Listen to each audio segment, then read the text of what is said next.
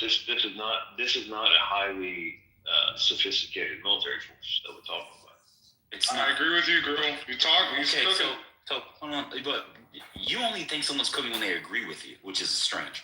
So now I'm beginning to think that everything that I've been told and propagandized about Iran was a lie. I was told the opposite until today and yesterday. I was told they were highly sophisticated. I was told they were well trained and well disciplinized. I was told that this was one of the armies that we had to fear, which is why we had to do, or excuse me, why they did yet. What do you mean who told you that? It's been American propaganda on Iran for decades. No, it has not been. No, oh my God, last night they were the 16th strongest military in the world, and it was the biggest thing. Now there's nothing. I can't do it. I can't do it. This has all been about... I've been told for years that these forces were trained. No, you have not. In America, we have been told that. Have you heard Lindsey Graham or John McCain talk about that? Lindsey Graham and John McCain. Have you heard that? No. Hold on. You were told several things. You were told about the nuclear issue. You were told about rockets, the missiles, right? The ICBMs that they're developing. Yes, they are. They're developing them. They're developing them in mass numbers to be so that they can fire them in any, in Israel or any other country as they are now, right? And you were told about the processes that they had trained in all these countries, right? You had Syria up until it was overthrown. You have Hezbollah in Lebanon, right? Extremely undisciplined force, but it is very well armed and supplied. That's different, okay? And it is destabilizing the Lebanese government and their society. Okay. Well, in some estimations, we've been sold the big bad boogeyman from the East. The first bombs were by the Bloody Bridge. The Brits bombed, sold it to the East. The guy had a musket and a camel shooting back. And now he's all of a sudden number one terrorist and number one boogeyman. And they did the same thing with the Shah of Iran, with the Ayatollah Khomeini 1 and 2 and 3, and all the Ayatollahs have been vilified. Ahmadinejad, number one most dangerous. And all that's just garbage. I know these guys. I know the drivers there on all the cars that's on the road. And I build estates for them and build buildings for the Iranians right here in America. And many of them are good. Some of them, they may be with the move on the regime, but most of them are not. And some of them are calling me now. See, Iranian can come to the mic and rock that mic. But when it's one of his relatives now, he want to stand with we the people. He wants some sympathy when the rocket strikes and his little baby, his niece is hit by some shrapnel from the bombshell, and now she's hospitalized and will never be normal again. And the ones that they killed, the fatalities, she's not measuring a fatality. You don't have the command because you got a vision. Doesn't mean you have the right to destroy human life, and it hits the innocent human life as well as those that may be that you're calling the enemy. We don't have that luxury. And that's some real talk for you right there. When your relative get hit, you gonna sing a different tune. But let's go in. And that's what's going on. And that's what these so-called sad niggas. That's for all of you. Then they will come for these niggas that are with me. And I'm saying to you, that they gotta find and vilify the mentality. In order for the mentality to exist, they have to have a boogeyman and Osama bin Laden or Muammar Gaddafi and kill the family. Don't you know it's a violation of international law to go around bragging that you killed a head of state? But we never think about that because we own the testicles and the Kool-Aid. That's a total violation of international law to go after the president or his family. Just think about turn now. I don't like Trump. If I take my forces go down, you'll say, oh, he's the worst president in the world. He killed Donald Trump. Or he killed one of these other presidents and went after their families. You can't see it until it hits home, is my point. You'll see it when it hits home. I believe it will come to eventually bite you in the ass for all the international violations from Obama Clinton, from Trump Reagan, and it's just some real handwriters on the wall. But you are too blind by the dust and the smoke and the bombs to see a 10,000-pound gorilla and a 10,000-pound pink elephant hanging upside down on your ceiling, And you want to blame the victims and say, my. Some terrible things. Big elephant don't fit, you must have quit. If big elephant don't fit, you must have quit. My. Let me My. let me ask you a question. Thank you, Is there Evan. anyone here that is saying the regime is not intact? Do you believe that the regime is not intact as we speak? Has the regime changed? Is the regime gone? I wouldn't say it's Not only is it intact, they are responding to what's happening to them in real time. Well, let's hear what Trent was maybe going to take a position in the middle. Go ahead, Trent. Yeah, I'll take a position somewhere in the middle. I won't say it's not intact, but in shambles. When you don't know who's running the country, and obviously the communication, which I mean they have been decimated at the top. There is a lot of I don't know, is consternation the right word? Conjecture on who is running things and who is running what all over the country. So I would say it's in shambles. Trent, did you see the article in the Wall Street Journal about the U.S.'s stockpiles and its depletion because of what? Yeah, I said that earlier. Yep. Oh, you did. I said that earlier. So what happens if there's depletion and this is still going on in 3 months? So basically,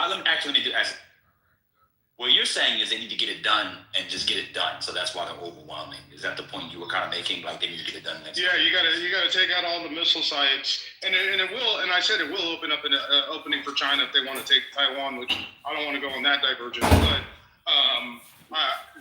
there is significant use of the anti-aircraft material that will deplete. So that's why you got to take out all the missile sites now. Yeah, I've read this and I just pulled it back up. The U.S. has expended a lot of what they call magazine depth in these conflicts in the last year. It's actually been a lot. I know people were complaining about sending weapons to Ukraine, but it's a lot, bro. It's a lot. Anyway, who's next in the queue? No, man, I did put a receipt in the chat, sir. Well, thank you. God bless, and God blessings to you and yours. I hope you are having a nice Sunday. Blessing likewise to you and your family. Thank you. I appreciate it.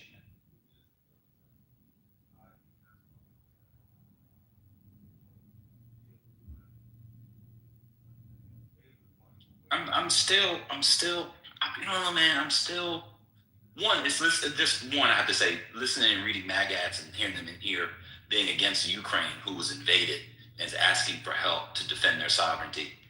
Like Trent said, Ukraine should surrender, but in this instance, y'all just be all over the place. I don't know where y'all got it, so I'm gonna be honest with you. It's totally insane, but that's a different discussion.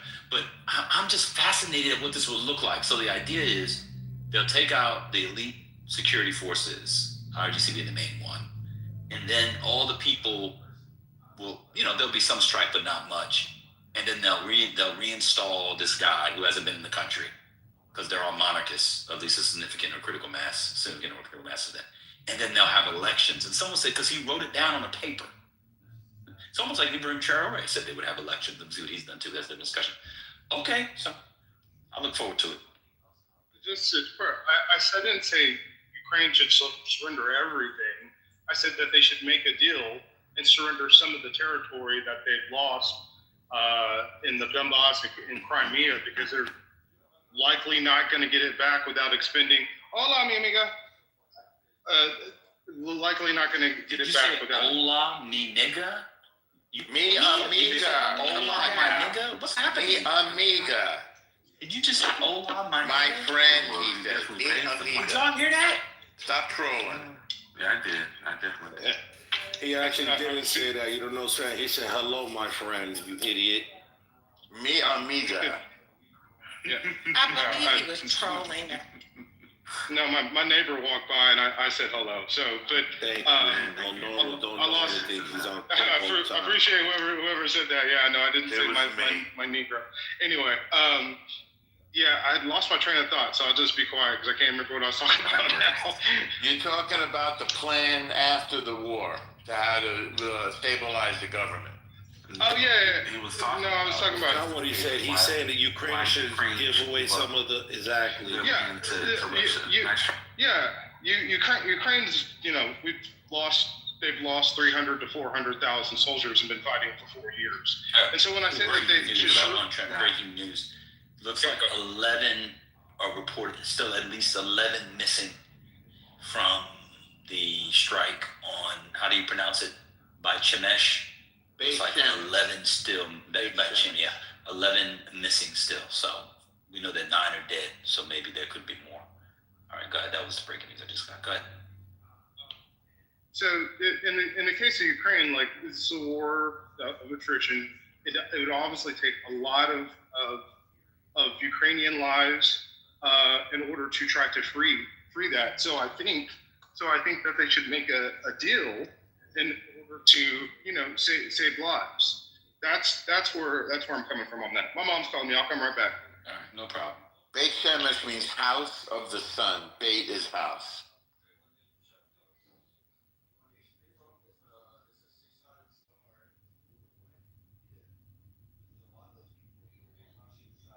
Thank you for that, Noah. This is interesting. I don't. It is my humble pleasure. So Bethlehem is Beit Lechem. It is house of bread. Which is pretty much Arabic. No, it's Hebrew. Hebrew came Beit before James. Arabic. It came before. Hebrew comes before Arabic on the timeline. Beit James, Beit Lahem. Yeah, they're similar. Arabic is very similar. If you know Hebrew, you can start to decipher Arabic. He told you, Miriam. You don't know Hebrew, so how are you going to tell him? Sure I do. You want to start praying? Let's do it No, now. I don't. And you don't Can live you in like Israel. that's a prayer.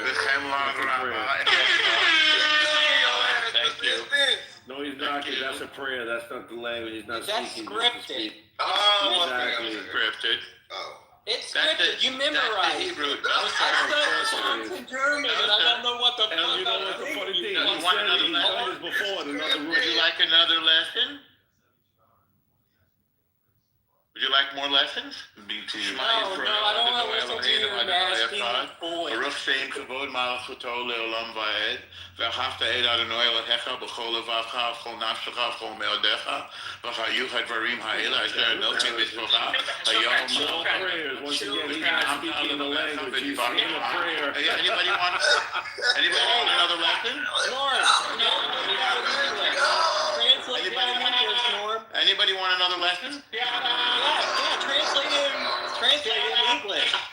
So, Translate it in English. okay, so the first, oh yes, I'll give it to you. So the first thing is I thank you.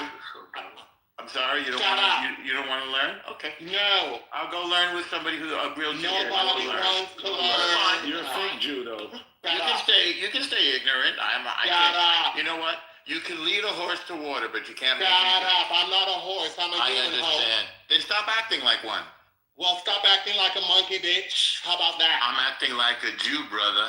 You're acting like a monkey. No, I'm not. Listen, Black History Month is over. No more You're acting monkeys. like a heathen. Norm, say that in Hebrew. No. Black History Month. Say that in Hebrew. Say all that in Hebrew.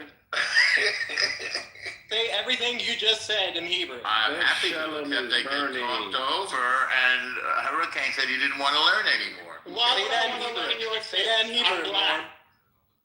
And I'm a Will you say Christian. that in Hebrew? Why would I want to learn that shit? Because it's the basis of your religion. Oh, you don't want to go there with me because we'll start talking about Jesus. We're already there.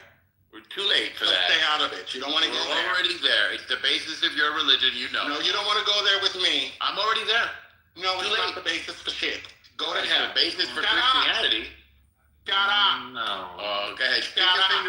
Stick your fingers Shut up. in your ears. You see? Shut up. You see? Shut up. Somebody, I touched a nerve. It's not the basis for shit. Well, it's the basis for your religion. It's not. Cause you Oh no, you worship a Jew, my brother. Oh, so now Jesus is. Thank you 100%.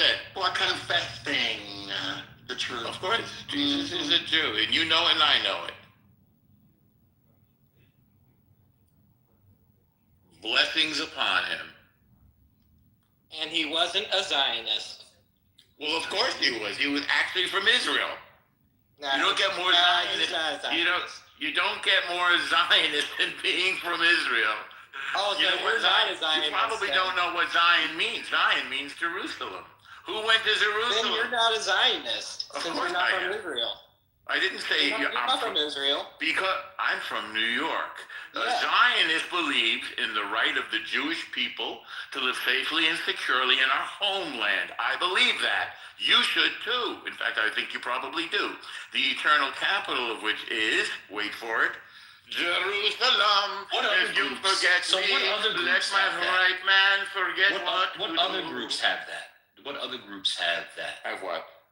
The right to like live in particular places based off of their ancestral biblical heritage or religious heritage. Well, you mean based on their indigeneity? Yeah. Most people in the world. Almost everybody. Then we For should all example- go back to Africa then, dumbass. For example, a good point. 7 African countries have the right of return, as do the Jews. Yes. France, England, Ireland, Italy, all have the right of return. Poland has the right of return. Okay, Beg your so pardon? the right That's of your return, point, right? No, it's not my point. Oh, So, what was your point? who has the United? What is the United States? The United States has a different set of laws. The United States will accept anybody who becomes a citizen. I'm not talking about the laws. I'm talking What are you about talking about? rights that predate laws. This right is a law. The right of So return it's a is a political law. thing. It's a political thing. It is man's law and God's law. Right. And I urge you not to violate either. Okay, well, I don't care about God's But it's definitely not God's Okay, law I do. according to the book that you pointed Listen, out. I do. So Native Americans. Maybe we should Native go back to Americans- Genesis, Hurricane. Native Americans. Do Native Americans have a right to this land based on their God's law? Yes, they deserve to stay here. Absolutely. There's no reason for them to leave. Absolutely. Okay. So it was wrong for them to be genocided. I'm not a supporter of what Just asking. happened when your people Just and asking. my people. I'm answering. just you. asking. I'm trying to answer. No, don't talk about my people. My people Why not? are from New Jersey. But just keep going. Okay, and mine are from New York. And when our people fought the Indians, it was My a people tragedy. didn't fight the Indians. Of course they did. No, they didn't. You know your own history? Of course they did. Which one of my people fought the Indians? Your American ancestors and mine together fought That the wasn't Indians. my people. Those Of wouldn't be course my it is. Of course it No, is. that's not how I would not refer to my people. So again, Sure. so they have a right to the land. They have the right here, Yes, they have a right to remain in America, 100%. and they should have all the, and so they shouldn't be on reservations and stuff. We should. That's up to them. We can negotiate any deal they We have want. done the reservation system.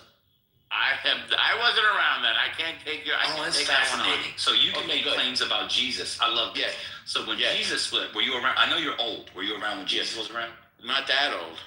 Hurricane is that old. So but you I'm were not. around? Were you around when Jesus was around? No, I was born after that. All right. But Hurricane was there. So you're allowed to make points about Jesus. Why not?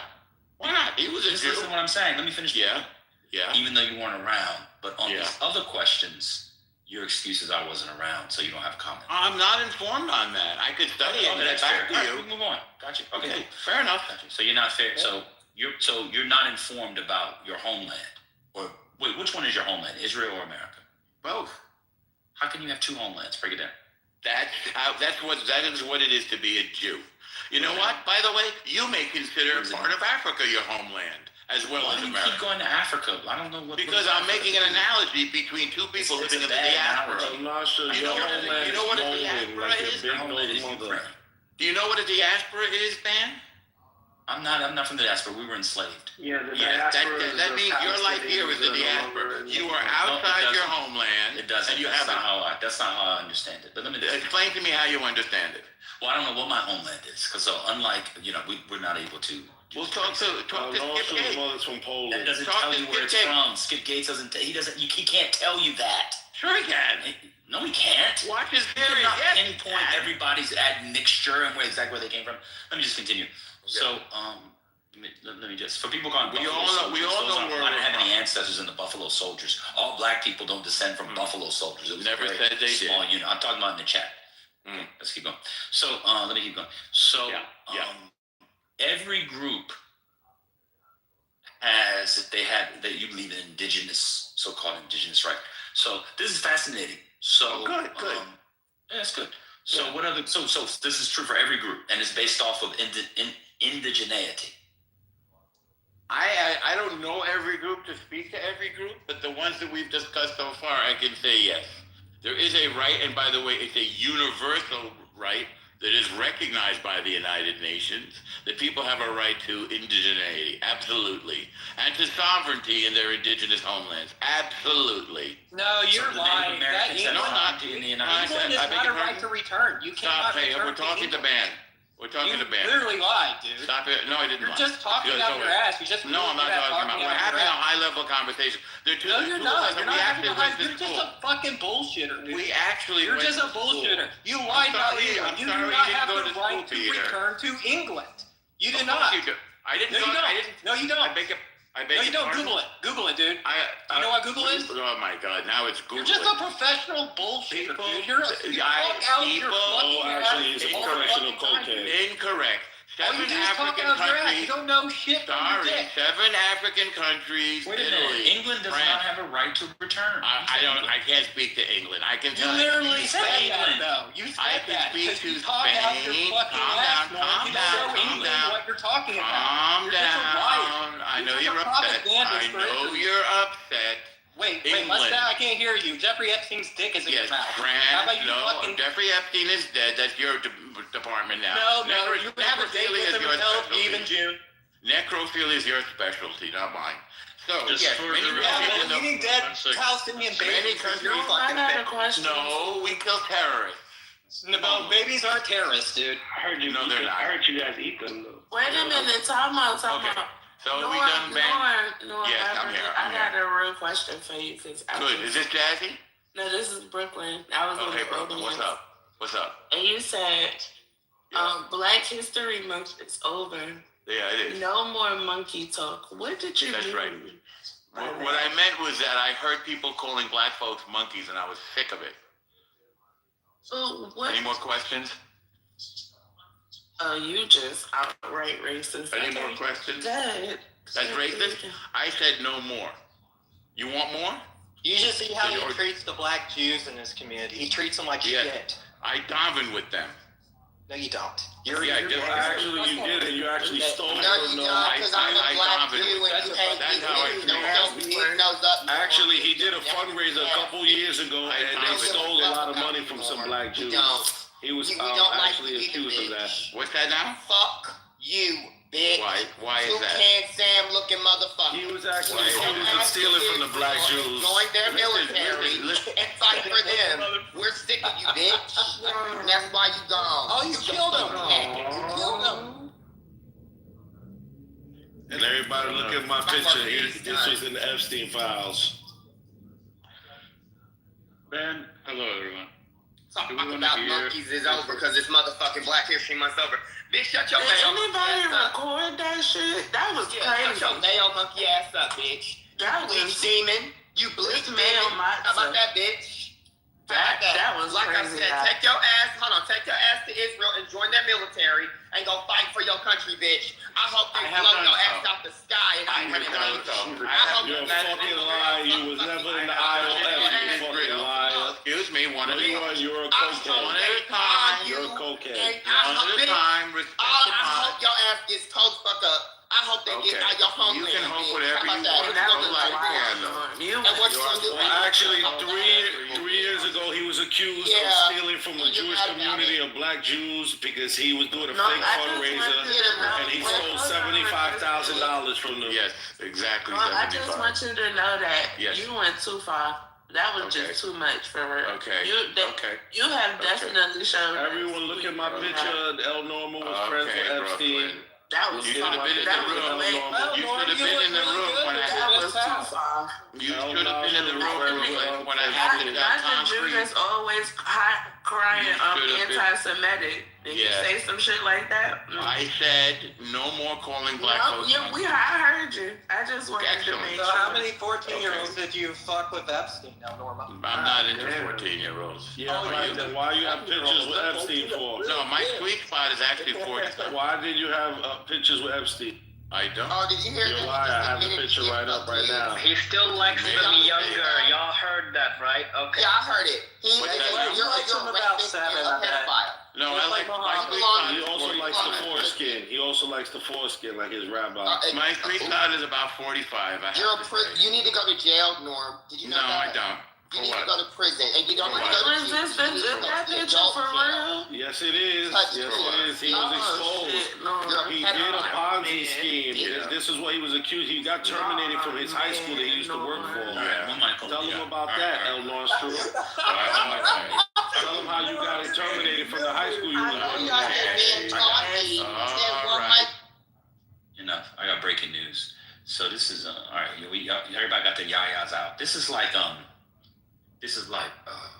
what Bakhtin writes about on the carnival. You have to let the savages release it and let it out, and when they release it and let it out, all their transgressive energies are done, and then you can bring them back in and have order. So you have a moment of anti-structure, which actually reinforces structure. Shout out to Victor Turner and the cultural anthropologist from the 60s and 70s. But I'm done. Anyway, this is a report on Fox News. The guy had a property of Allah shirt. This is the shooting in Austin. The T had property of Allah on it. And underneath the shirt, he had another shirt with an Iranian flag. What? Shall I say it again? Let me say it again.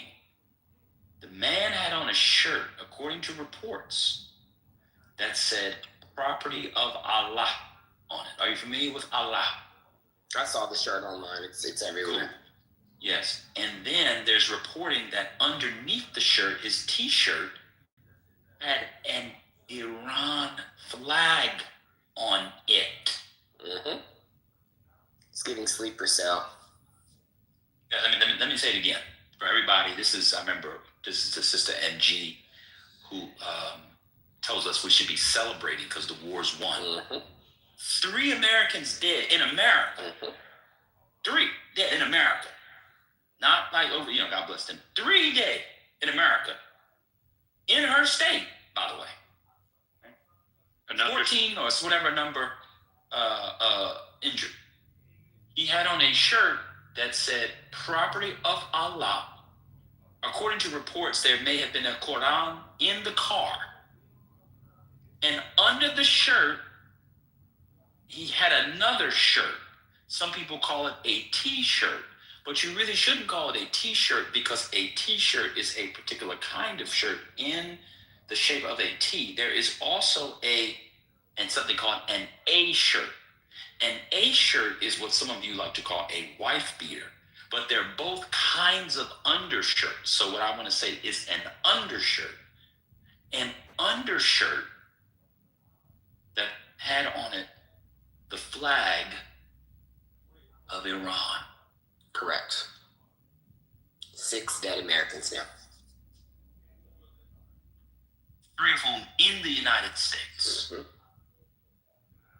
I'm sure more is gonna. Oh, Michael Notorious and Matt Cool and all the others and NG and the others who say it's all done. And Troy Michael on Trent. Mm-hmm. It was in Austin, Texas, Mm-hmm. Mars. Austin, Texas. At a bar. At a bar. One mic on Trump making America safe on the homeland. If this is true, this is a full-on terrorist attack in response to 2 days ago. Yeah. They said it is a terrorist attack. The FBI is treating it as such. But Let me say it again. It was an attack in a bar in Austin, Texas. Texas being a big state. Austin being the capital city of said state. They have a university there. The university is UT Austin. There was a man, a black Muslim from Senegal. And it's being reported. The FBI is investigating the mass shooting in Texas that killed 3 people and injured 14 others as an act of terrorism. Fox News' Harris Faulkner reported the outlet confirmed the shooter was a naturalized citizen from Senegal. So he was naturalized. He was a citizen. More Islamic terror? I am shocked. I'm shocked. Well, This is what happens. It's going to be more norm because of what they did in Iran. Well, actually, it's American terrorism. Domestic terrorism. He's American. They're not responsible for their Islamic terror? There was no He's Islamic American. He's a domestic terrorist. 1 second. I'm not saying that. I'm saying that one can make a situation worse and you can't do a thing and not think and be prepared for consequences. I'm not saying the United States is responsible. You can do the sarcasm thing on the midwits. I'm not a midwit. Let me continue reading. Sources are telling Fox News that the shooter was wearing clothing that said Allah on it, and he had on an undershirt with an Iranian flag. There's a picture of him. It's all over. You can see what he looks like. It says property of Allah. He was a 53-year-old man. Dang, 53. I think we agree This that is Islamic what terror happens is when you flawed. take out leaders. You create He's a an American hotbed of terrorist. extremism. Sadly, we had That's what Islamic happens. terror before the It war happened in Iraq. everywhere. It's not going to be any real conversation with the unserious personal. Exactly. He's a pedophile. El pedo. Fair. El pedo. El pedo. What do you have? Oh, no. Oh, I see what you did. That's crazy. So let me clear this up for the dummies. Matt Cool and anybody else. I'm not saying it's the United States' fault. What I'm saying is meddling, is doing the things that neo do, since you guys are all now neocons, helps to create situations whereby people pop off like this. There's going to be some boy who's 8 years old. You'll hear about him in about 11, 12 years. He's going to blow something up. So if these are the noble sacrifices that, what's his name said, Lindsey Graham says, fine. The other thing which is fascinating is how come the FBI didn't get him? So this is so that we have a terror attack on American soil. This is on the Trump administration. Trump is not keeping Americans safe. Yeah, what was We Castro? had tons of Islamic terror attacks on Americans. So we had 9/11. We have a lot of Jewish terrorism. I know. Jewish terrorism. Again, but that was from the Saudis. The individuals that were mostly from Saudi Arabia. Nice, it was mostly. That's correct. And Bush didn't keep Americans safe. Correct. Our wonderful ally, agree. Saudi Arabia. This is all pattern And recognition. it was Lucky Silverstein who put the $1 billion insurance thing on 9/11, and he just happened to not be there the one day. Racism is a terrible disease, The Jews. Okay. You people, many people are going around calling, the best, the terrorists are the leftists, and the terrorists, what they called Renee Good. They called Renee Good a terrorist. I'm not sure that fits this conversation. It does. It does, because I've watered Was she down what Muslim? a terrorist is. Was she Muslim? It's In like America, anything. No, she was Jewish. She was an Israeli spy, like wasn't your mom. Juggalos were considered terrorists. Muslim. America's perception of terrorism. Yeah, it was the Jews that was watching 9/11, the Mossad agents, and they admitted to the FBI they were here to, videotape the They were attack. standing on top of their van and recording Yeah, it like the most Jews, of the world. the Israeli Jews. Yes, everybody I know who had a camera recorded it. And Were they all on the Mossad? Why did they tell the FBI that they were here to record the actual event? They were standing on the van recording it, The correct? Jews, Like the everybody Israeli was. Mossad spies. Everybody calm who down. had a camera recorded All right, it. calm down. Jihad. Hey, what's up? Which leftists have sided with the jihadis? Break that. Just give us a couple names. Mahmoud Well, historically, Khalil. that's how Iran was overthrown and the IRGC took power, because the communists and leftists joined forces with the Islamists. And I'm just very surprised. Now, I thought you meant today. You meant in 79 or today? No, it ain't today as we speak. Yeah, which leftists have joined forces with the jihadis? Oh, you mean, the leftists have been protesting for the past 2 years that are pro-Hamas. Like those whom? leftists. Figures the Jews committing genocide. Have you gotten out of the country and not been to any big cities? The ones that shut down the bridges? Oh, I got it. So if you participated in like a Free Palestine protest, as they called it, you're siding with the jihadis, like the guy today that killed people. That's what you're saying. Look. Stop gaslighting and be I'm honest. asking. No, be honest. Resistance, you're off mute. I'm Resistance. tired. I'm Hold tired on, G. of You're you about to get booted bullshitting. again. I brought you up to But ask you a question. You're not being I honest. brought you up to ask you a question. If So the people anything, the who were, Austin terror I brought you attack up to shows ask a question. We have a jihadist problem. We have an Islamist problem. So the people who were protesting on college campuses, for example, you're saying they are on the side of the guy. Let me answer the full question. There are other people listening, bro. Let me ask the question. You may know what I'm going to ask, so let me just get the question out for people listening. There's like 100 people in here. Calm down, man. Damn. 200 people in here. So are you saying that the people who who were, UCLA campus, Columbia, whatever, you're a junior and whatever, they're on the side of the guy who shot up the bar in Austin? Is that what you're saying? To give a favorite quote of yours, they're good people on both sides, of course. But there's also plenty of bad people. So yes. It's a yes or no question. I'm answering your question. Yes. Yes or no? Yes. Yes. Okay, cool. All right, thank you. That's it. That's all I was asking. I don't want to argue. Okay, who's next in the queue? I don't know why y'all think I want to argue. I'm just asking the question. Yeah, and many of those people are Jews. And many of those people are Jews, so they're terrorist Jews. Hold on, resistance. Hold on. I'm trying to understand what you understand. I'm trying. The reason why is, hold on, bro. You're denying. Hold on, because when you said leftist, hold on, man, you're ruining the space. When you said leftist, you didn't say the people protesting at first. You just said leftist. So if I'm a leftist and I didn't protest and I didn't go to protest, I want to know who you were talking about. You just gave me the specifics. That's all. Calm down. All right. I don't want to fight y'all. But no, I know. You've just been really ranting for 10 minutes about this Austin guy's being a consequence of our actions in Iran.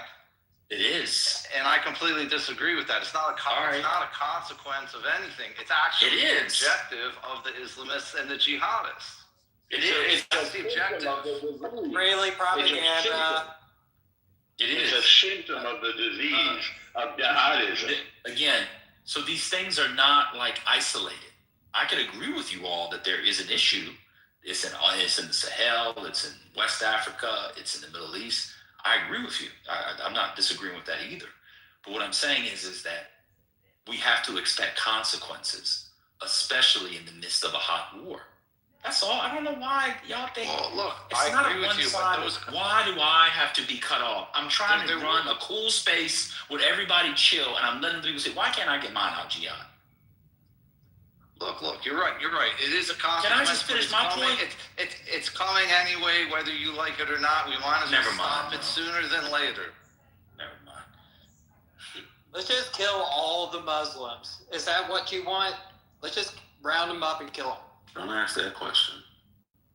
Not to them. No, I want to know. Do you know what their answer will be? I want them to know how you feel. You want, and I want, is no more jihad. How are we solving anything? How are we solving? We don't want no more Jewish supremacy. We're not supreme. And Jewish terrorism. It's white supremacy. No more Jewish terrorism. Give me a second. Hey, give me a second. Ben, did we have a chance to listen to Oman's foreign minister on Face the Nation? Maybe that could be a reset. This happened before the war started on February 28, 27. He seems to have came to United States on face of Oman was doing the mediation, right? So the guy is familiar with the state of negotiations, and it could be a good reason. This is before Iran attacked Oman yesterday, correct? Explain that one. This is also before United States and Israel attacked. Just play it, man. Before Iran attacked Oman, Bahrain, Saudi, Abu Dhabi, Dubai, Kuwait, Jordan. Shut up, bro. They were attacked and then they attacked. I mean, it's so bizarre. You're not saying anything. They were attacked. They were attacked first. And so they responded in the way they said they were going to respond. We know, Norm, we're all following the news. You don't have any inside information. You might have an old friend who you had coffee with at the Times, but we all saw it. Can you just play it? I'm pointing out that the jihadists attacked their own Arab Muslim brothers on They're not their brothers. They're not their brothers. They're Muslim. Quiet. They're Muslim. Miriam, just stay on mute. Let him play the clip. You got one mic on me. You guys are assholes. The boy is going to play the clip. you can respond to the clip after. You guys are really being assholes. I'm gonna be honest with you. Just let the boy play the clip. Damn.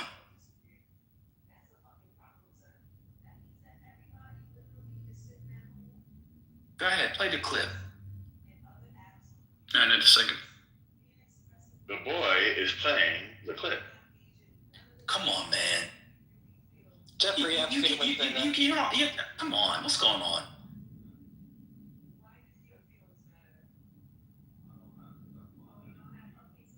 Don't let them get you out, man. Calm down, man. Oh no, I'm calm.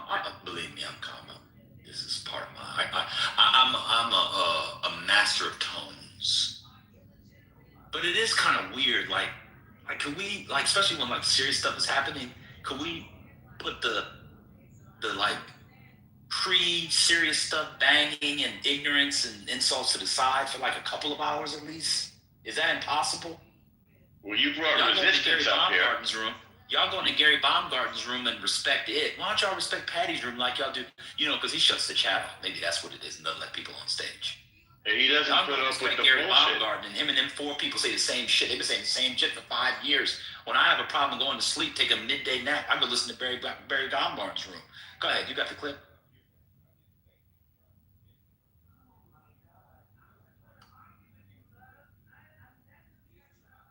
And joining me now is the Foreign Minister of Oman, Badr al-Usaidi, who is the mediator negotiating a nuclear deal between the United States and Iran. Welcome to Face the Nation. Thank you. So President Trump said Friday he's not happy with the way talks are going and not happy that they're not willing to give us what we have to have. From your point of view, is diplomacy failing? I am confident, and in my assessment of the way the talks are going, I think there is really, I can see that the peace deal is within our reach. A peace deal? Yes, it is within our reach if we just allow diplomacy the space it needs to get there. Because I don't think any alternative to diplomacy is going to solve this problem. When you say space, does that mean you are asking for more time to continue negotiations? I am asking to continue this process because we have already achieved quite a substantial progress in the direction of a deal. And the heart of this deal is very important, and I think we have captured that heart. When you say the heart of the deal, Iran has said this has to be nuclear only. What have you actually agreed upon? Can you give us any sense of why there should be more time? Because if the ultimate objective is to ensure forever that Iran cannot have a nuclear bomb, I think we have cracked that problem through these negotiations by agreeing a very important breakthrough that has never been achieved any time before. And I think if we can capture that and build on it, I think a deal is within our reach. What has Iran agreed to you that they have never done before? Can you give us any sense? The single most important achievement, I believe, is the agreement that Iran will never ever have a nuclear material that will create a bomb. And this is, I think, a big achievement. This is something that is not in the old deal that was negotiated during President Obama's time. This is something completely new. It really makes the enrichment argument less relevant because now we are talking about zero stockpiling. And that is very, very important because if you cannot stockpile material that is enriched, then there is no way you can actually create a bomb, whether you are rich or not rich. And I think this is really something that has been missed a lot by the media, and I want to clarify that from the standpoint of a mediator. So explain that. So the enriched material, the things that could be used as nuclear fuel for a bomb, you're saying Iran would not keep on their own soil? They would give it up. They would give it up? They will not be able to actually accumulate that material that will enable them to create a bomb. There's no accumulation, so there will be zero accumulation, zero stockpiling, and full verification.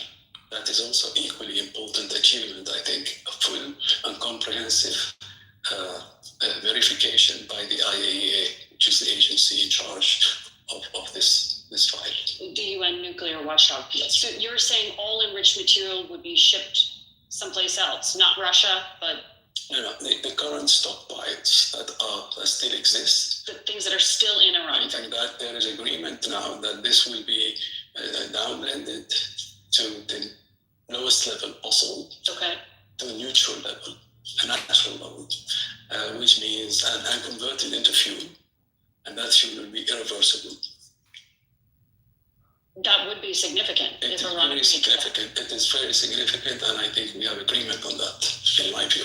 In your view? Yes. Because today, CBS confirmed a confidential report from the IAEA says inspectors report seeing Iran conducting regular activity at bombed uranium enrichment sites, but Iran has refused to tell us what has happened to their stockpile. They have refused to allow UN inspectors in to look at it.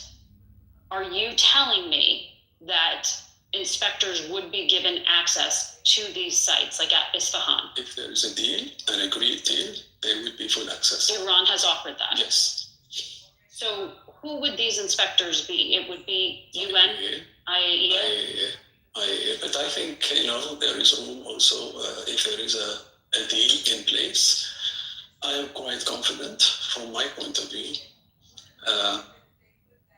that even United States inspectors will have access at some point in the process if we have a deal that is respected and fair and endurable. I see no reason why there is no access to be given even to the United States itself. So this was 5 minutes. The whole thing is 20 minutes. Do we want to discuss? I think this is really terrific. We've learned a lot from this. Number one, we've learned that they do indeed have nuclear stockpiles. In case any of you were wondering about that, they've just admitted it. Number two, we've also heard they refused to discuss the other two big issues which Trump laid out. Number one, ballistic missiles, which Trump said they refused to discuss, and this man confirms that this is not on offer or part of the deal. And number two, to stop sponsoring terror through proxies. So you can see our casus belli, or cause of war, is justified just from this excellent interview you played, Neo, from the excellent Omani ambassador or diplomat. By the way, the Omanis are wonderful people, and it's baffling to me that the Iranian terror regime attacked Oman yesterday, as well as their other Muslim brothers, on Ramadan. It's just mind-bogglingly evil. Go ahead, anybody else? So, Neil, when that talk about neoliberal, why'd you bring it up, bro? The rhetoric is in the grandstanding, bro. This is not a speech in the Knesset. Calm down, Norm. I want us to hear all that. Well, I've never been invited to the Houses, belly, full of fucking fuck-attached. Come on, man, just talk like a regular person. Hey, listen, man, I lost it to the team. You want to mock my speeches? I can mock yours. Why did you turn into this guy? You want me to mock you? I can mock you. It's the cocaine abuse. You gonna call me a nigger again like you've done before? Never have in my life, and you know it. Never would. Never in my life. Yeah. Never in my life have I uttered that word, you know. You have. You're now lying before God. He has done it before. He did it in other rooms, and he's addicted to synthetic cocaine. You're a liar, sir. You're a liar, sir. Well, like asphalt? Like Norm, just let the room, We're focus on developing. something Don't else say rather Norm. than you. Don't say Norm. We're discussing. Let's discuss. Go ahead. Neil. Okay, you made your submission. Can you let other I people was speak? talking Go ahead, to bring it Dan. You don't have to put your nose in the middle, Neil. Go ahead, Neil. I mean, that's also a guy who you suggested couldn't speak English. Yes, that's correct. Yes, I did. I mocked him the way you just mocked me. So you get your own medicine.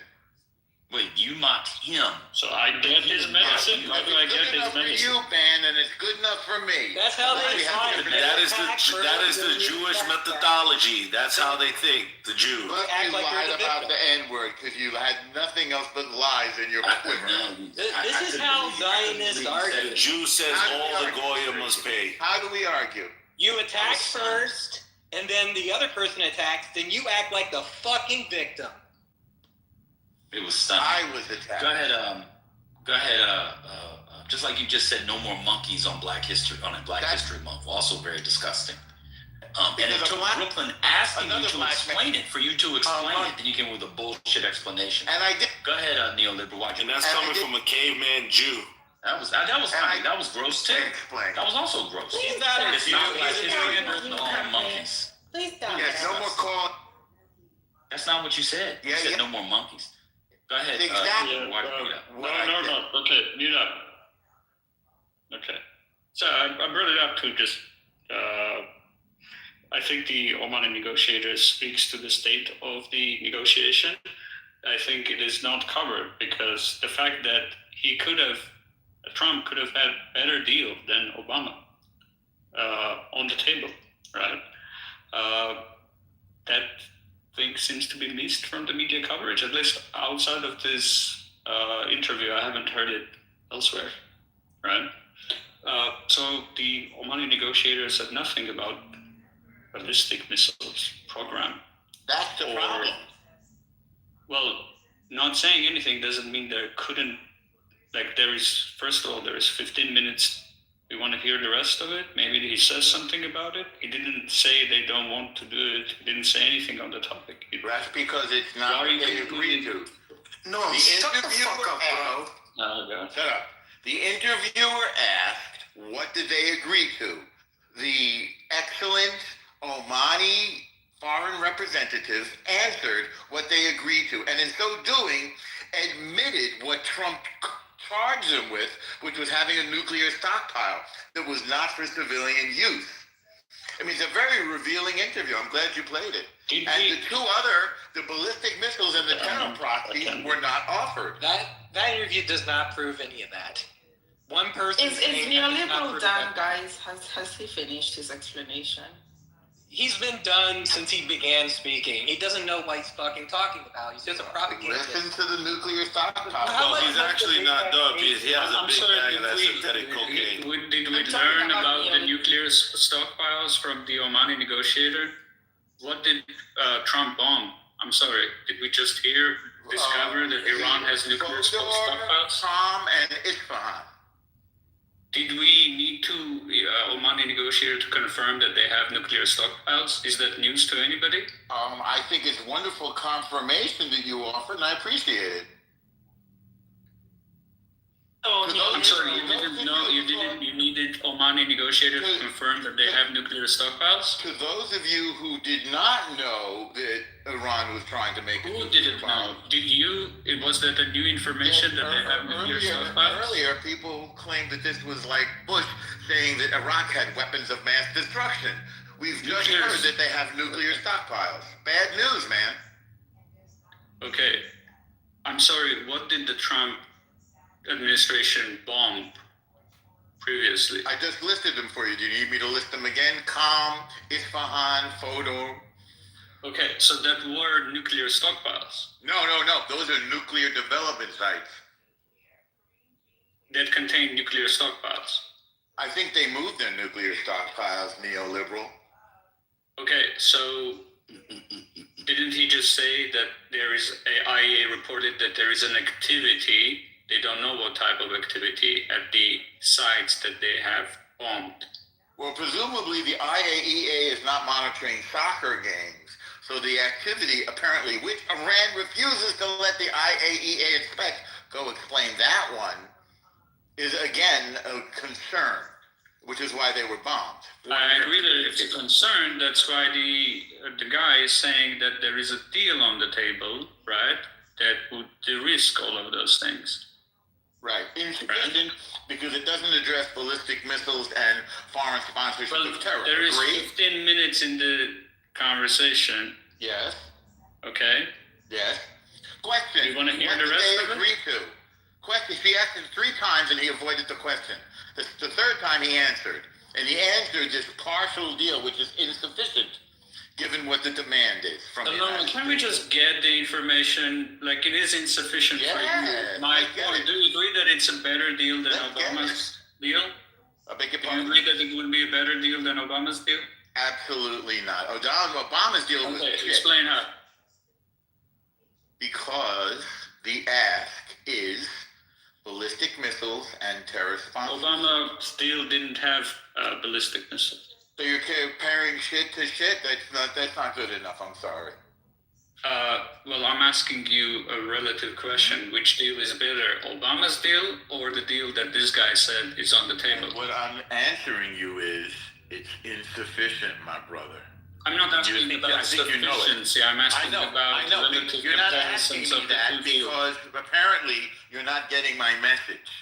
I'm not interested in your message, Norma. I'm interested whether you are able to compare two things. Yes, I am able. So you understand why we went to war, which one is right? better?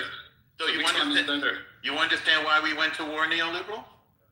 You Can understand you why? answer the question, which deal is Beg your better pardon? on a relative I comparison? answered that already. Do you understand why we went to He war? can't do it. He's on cocaine. I'm finished. No, I don't think so. Which deal is better on a relative comparison? Okay, neoliberal. Do you understand why we went to war or not? If you don't, I'll tell you again. Norma, why are you answering my question with a question? Can you just I'm answer answering my your question with first, your and then I question can answer because your you're question? trying to avoid the reason for this war, and it's not working. And Norma, I It didn't can't work avoid anything when you're avoiding your question. If you're not avoiding it, let's discuss it. Norma, the only person that's nuclear avoiding answering a very simple question is you. I understand. Which is why you're asking the question. The nuclear Proceed with stockpile. your answer. And we're not in war. We're at war. The nuclear stockpiles are a problem. As the Omani representative, a wonderful country, by the way, and a wonderful people, pointed out. Why do they still have them? Not good. The ballistic missiles are a problem. Can you answer my question? Which deal is better? Yes. Both deals are insufficient. Listen carefully. The Okay, deals they are insufficient. I got your insufficient. point. I understand your point. Okay, do you Which agree one with is me? better? Hang on. Do you agree with me They that can they're both be insufficient? insufficient for you. Which one is better? Well, are they insufficient for you? No, I don't care. Like I'm not You don't judging. care. I don't decide on what deal is sufficient or insufficient. Capable of deciding which deal is in. Okay, I'll Yes. decide for you. I'll do for you. Those deals. Okay, but before you are- decide it, can you answer which one is better? Both deals are insufficient, Neo. I dispute the premise. I dispute the premise of your question. All right, neoliberal, I can't take it. I can't take it. Good. Yeah, I know. Like, Just let other people talk. I can't. You just vortex yourself and you let Norm Buck break you for 10 minutes. It was a pleasure. Thank you for the opportunity. What the hell? 7, you're off mute. Did you want to talk or did you do that on purpose, flushing the toilet? Oh, sorry. Yeah, I was taking a shit, but I was saying that we're not You in gotta war. move him. Yeah. Go ahead. What do you want to say? Yeah, I wanted to just say that first thing, we're not in war. Okay, that's first thing. Same way, Stop this there. country's Let's not stop a there. I democracy. said we're not at war. Stop there. And this country's not a democracy; it's a federal One republic. second, bro. Hold on. Wait, You hold said on. we're not at war. No, You we're mean not at US war. or- I was in the military for 25 years, special Oh my officer. God! I'm just So, trying to listen. clarify what you're saying. No, I'm trying to cut You up. say I'm we, relax. meaning- Take a deep breath. I just am. We're not in Listen to me. war. We're not in war. Is that just the United? All right. So United States. What about Israel? Is Israel at war? No, they're not in war. Okay, cool. All right, keep going. Wait, are you washing your hands? He hasn't washed them. No, he took a shit, wiped his ass, and put his fingers in his Yeah, mouth. that's what the Jews do. And then went straight to the phone to unmute. I'm not He borrowing got that shit all phone. over his phone. Got it. Fucking nasty, bro. Go ahead. Since you were in the military for 20 years, they taught you how to shit and wipe your hands. To take the shit out your ear, I said 25 years. Fucking nasty. It's only. Still haven't washed your hands, bro. Go wash your hands. You got shit all over your house. Using hand sanitizer. It's what the Jews do. I'm still shitting, bro. Oh, okay. Well, go ahead. Tell us how they're not a war. So Obviously, it's not a war. He's shitting when he speaks. So it's not a war. What is it?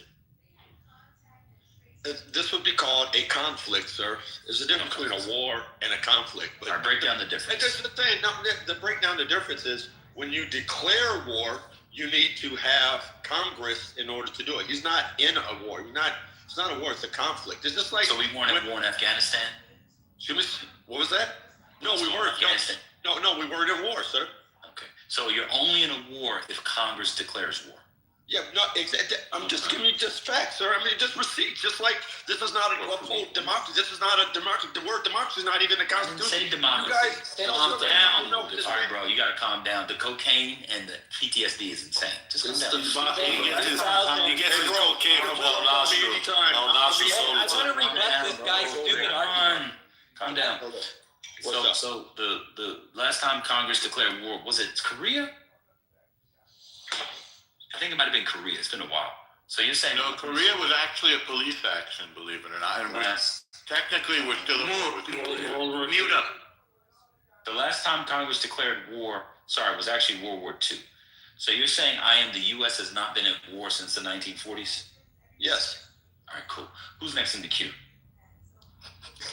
Imagine smearing feces all got the brain of a Jew. El Nostro's cocaine Jew. It's not even worth. It's just who's next. Like that's the way that you just ask people basic questions, and then when they answer like that, just move. Just keep. Man, have you talked about the mass stabbing in Virginia? The what? Wait, what? There was several people stabbed, and shots fired on the outer loop of 495, Little Rock Turnpike in Annandale, Virginia. Suspect is down. Shots fired by Virginia police. At least 4 victims have been stabbed. 2 are reported critical condition. Fairfax County is assisted. But is that related? I would say so. A stabbing problem. Oh, at the ICE facility? No. Oh, wait, put in the chat. No, is it Islamic terror? I would say possible. It's too soon to assume anything, dude. Let them fucking do research. Why are you even saying anything? You obviously don't come here often. That's I've been here for 6 years. Shut the fuck up. Are you talking about? But it's from 3 days ago.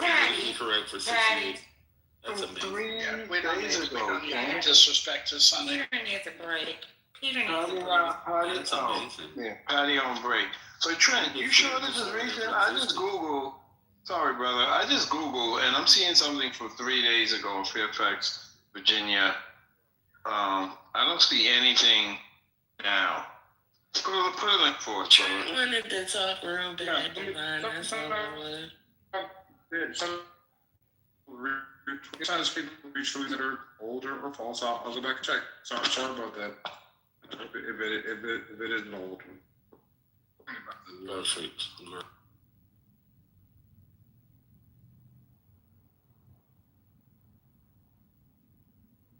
The 3 dead soldiers, by the way, I don't know if anybody saw it. They were in Kuwait. I don't know if people saw that, but they were in Kuwait. U.S. soldiers that had been killed. They were attacked. They were killed in Kuwait. Has anybody been hurt in Dubai? I know they've been sheltering in place. Do y'all know if anybody was hurt there? No, hang on, this is breaking. No, this is new. Oh my God. It's multiple stabbings on 495 near Washington, D.C. At least 4 people have been stabbed, and the suspect is down. So no, it just happened. I was happy to be looking at that. So you're just naming everything. Post it.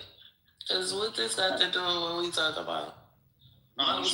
He said that this morning about the one in Austin. I mean, it's possible. Y'all I know y'all don't like Trent, but no, it's not. I mean, not that it's I just want to see We it. have mass shootings every day, though. That's the problem with is that we have mass shootings, mass stabbing, mass truck driving. It doesn't matter. There's mass killings happening in America every fucking day. Shut the fuck up. No, you shut the fuck up. All right. Let's regroup. I can confirm that Trent is right. I'm seeing the same thing and I posted it just now. Thank you, Chief. Oh, Lord. Sorry. So nobody's Guys are speaking too soon about it, though. That's the problem. It's no, it's what we do. The hot air's coming out of El Nashu's nose. Yes, but like, dude. Hold on. One mic. Damn. When someone up top speaks, y'all gotta chill, man. I know Ben is sick of fuck of y'all right now. Like, chill the fuck out. Patty ain't even talking, because half the shit y'all talking is a bunch of bullshit. Let's talk about the news. Trent brought some news. Lord confirmed it. And this is what we do around here. All this, you jump into conclusion. You can't jump to a conclusion on a news story. We just found out about the shit. This is what we do. Somebody brings something, we all go looking for it to see what's going on, and we talk about it. Rinse and repeat. What's the problem today? Let's go. I'm confused. We want to play Jesus Christ! I'm tired of people talking over me. I've been very respectful and listened to a lot of people. Can I please say something for 2 seconds? Mic on, brother. Let's go, brother. All I was saying, I was not disagreeing or pushing back with anything that Trent was saying. All I was saying is I was trying to get context. There was a conversation that we were having that he brought in breaking news. I thought it was directly connected to the thing that we were just talking about. It may or may not be. I was just wanted to ask, where's the source? And was there a connection that we know about? If we don't know, that's fine.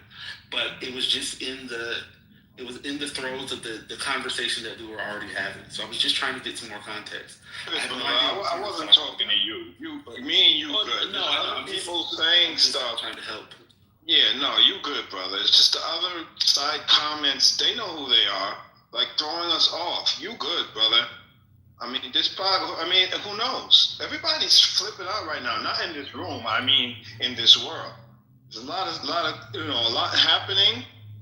Some people are gung-ho about it, and a lot of people are not gung-ho about it. People are upset we're losing soldiers. People, I don't know. Some people said they didn't vote for this. They're having buyer's remorse. Others are coming in here with their agendas because they're from the region. This is what it is. But let's keep the conversation going, guys. Maybe we should pray for the people in the GCC and the Americans and the Israelis who are under fire right now getting bombed. Maybe we should pray for them. So neoliberal, I wanted to go back to the interview you played with the Oman, the foreign minister. Foreign minister. Yeah, some of the things he said is similar to what the Iranian foreign minister said. The Iranian foreign minister spoke to MSNBC now, and he said that we were already reaching an agreement, and he spoke of the same thing, that on Thursday we were reaching an agreement, and this is where we reached to, and we agreed to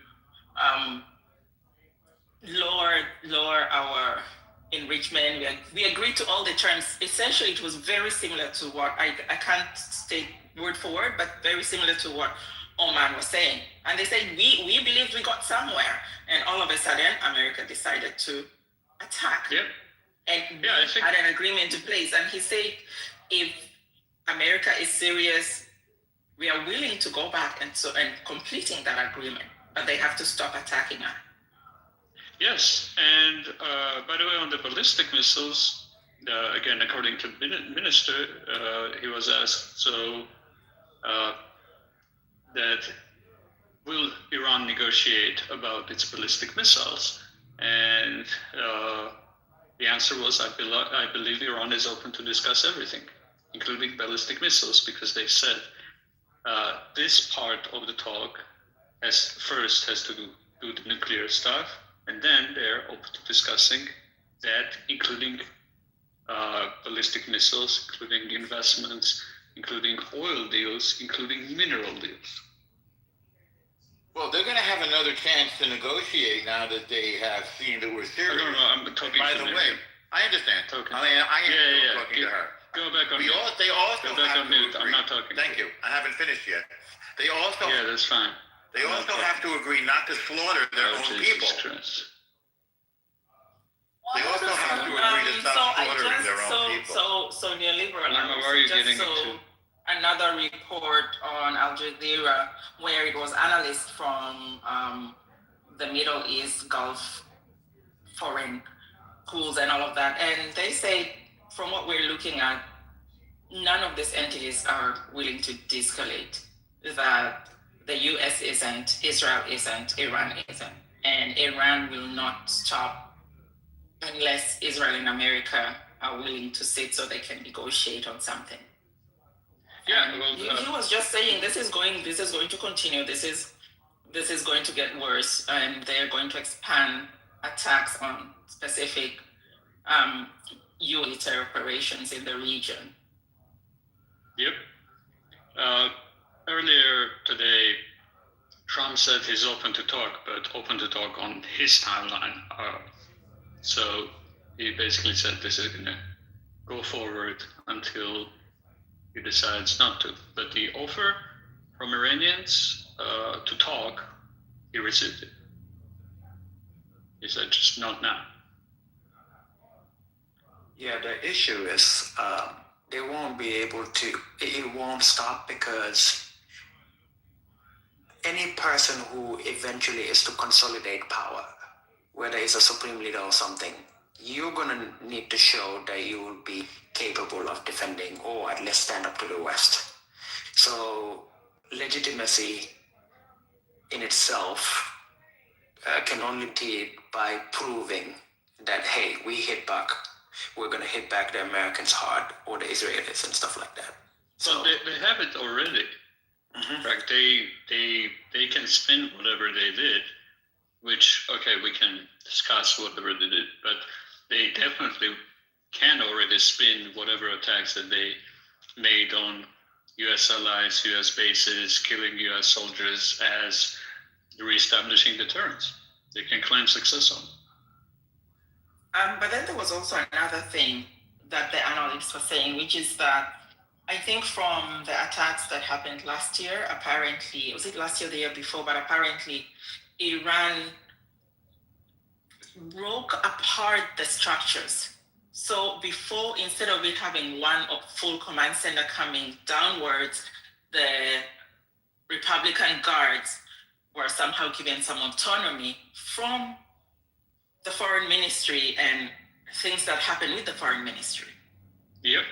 And because of that, it's very difficult to control things, and it's worse for the international community because you now have to deal with different entities of the regime. Well, they can consolidate it. This is it's slightly game theory what he did, but Aragici said it blatantly, saying that the units are decentralized in the command control structures that are isolated, and they are striking, and they have a wide range on tactics, target selection. So they're working autonomously, right? That doesn't mean that they lost control over them, but for OPSEC reasons, that they are not reestablishing control. They designed it that way. It's not like they have splintered. That's how they designed it, right? And whenever the message is basically end your attacks and we'll rein them in, right? The implicit threat on it is that they can, at some point, attack the oil infrastructure of the Gulf states, which, if that's the option that Iran hasn't done yet fully. They attacked the port, but if they start attacking explicitly oil infrastructure, which they have the capability, there's also a nuclear reactor they can attack, or whatever. That would be another level of escalation. But if they escalate to attacking oil infrastructure and burning the oil fields, that's the implicit threat, right? Like these autonomous units could decide to just do it. And During the Kuwait War, it took 1 year to put out the oil field fires. Oh yes, just to correct. So the autonomous unit, that this plan, they actually did that. I think it's last year that they decided to purposely do it that way and ensure that all the different entities were running on their own. Before it was all under one entity, and last year, I think after the US-Israeli attack, they decided to then break them into those entities. You're right about this, Miriam. But at this point, are they even still a country? Then they're just a bunch of disparate terror groups attacking their neighbors at will, self-destructively, nihilistically destroying their neighbors, their Muslim neighbors, on Ramadan's means of making an economy. Again, you don't give a shit. You keep repeating yourself again and again. Isn't that you're just a dumb human being who cannot make any new point? Why don't you just address the point? Hold on, wait a minute. Go the ahead. foreign minister was talking to George Stephanopoulos. Do we want to hear from the foreign minister of Iran? I'd love to hear more. I think it was very informative. I'm sorry, Devon, what did you say? I'd say yes, just to give us a break and to have something for us to discuss. Yes. Yeah, that would be great. And just last Wait, one final before thing you I say that, let's stop talking about Ramadan, because the US and Israel went and attacked this country during Ramadan. You are not supposed to be doing attacks on Ramadan. No, we don't celebrate. He actually cares. So, No, Miriam, you know what he's trying to do. Wait. He's just trying to get us riled up. We're gonna listen to the clip. Yes, I wanted to play the clip, but I think Janice was trying to get in there, and of course, she got stepped over. So yeah. Well, Michael and Johnny, and then we're gonna play a clip. Thank you. I just wanted to give context to what's going on in Virginia. It looks like there was a crash off of the Turnpike 495 in Fairfax, and the suspect got out the car and allegedly stabbed 4 people. So I don't know if that's related to everything that's happening outside of the country, but that's the latest. So they shut down sections of 495. Johnny, appreciate you.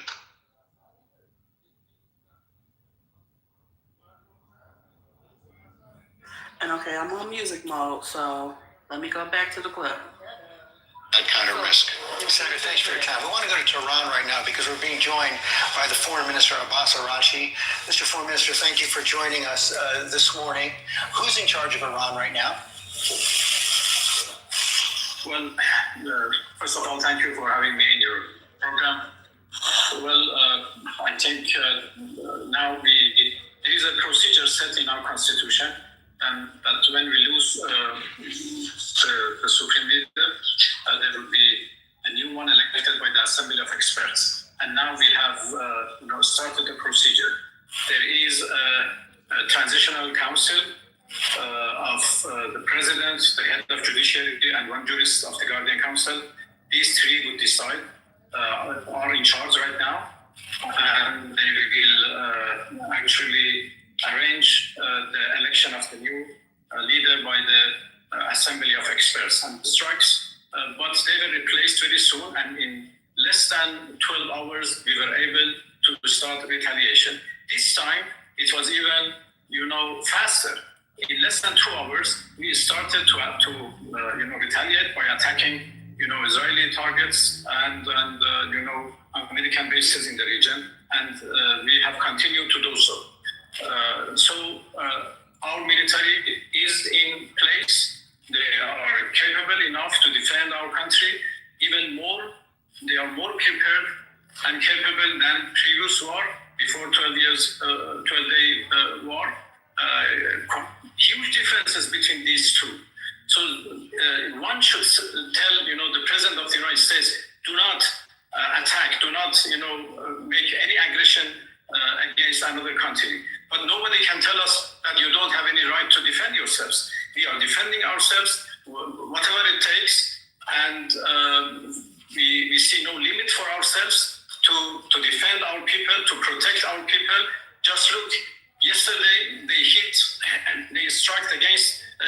school. So far, 148 girls, students have been killed. And this is a big massacre. This is a war crime. And you say we don't have any right to defend ourselves? You say you want to protect your people. Hospital. You say you want to protect your people, but your own regime, according to the estimates we've seen over the last several months, is responsible for the killing of up to 30,000 of Iranian citizens. Well, we have already answered this accusation. Let me to explain. We were faced with a terrorist operation. It was first protesters, demonstrations,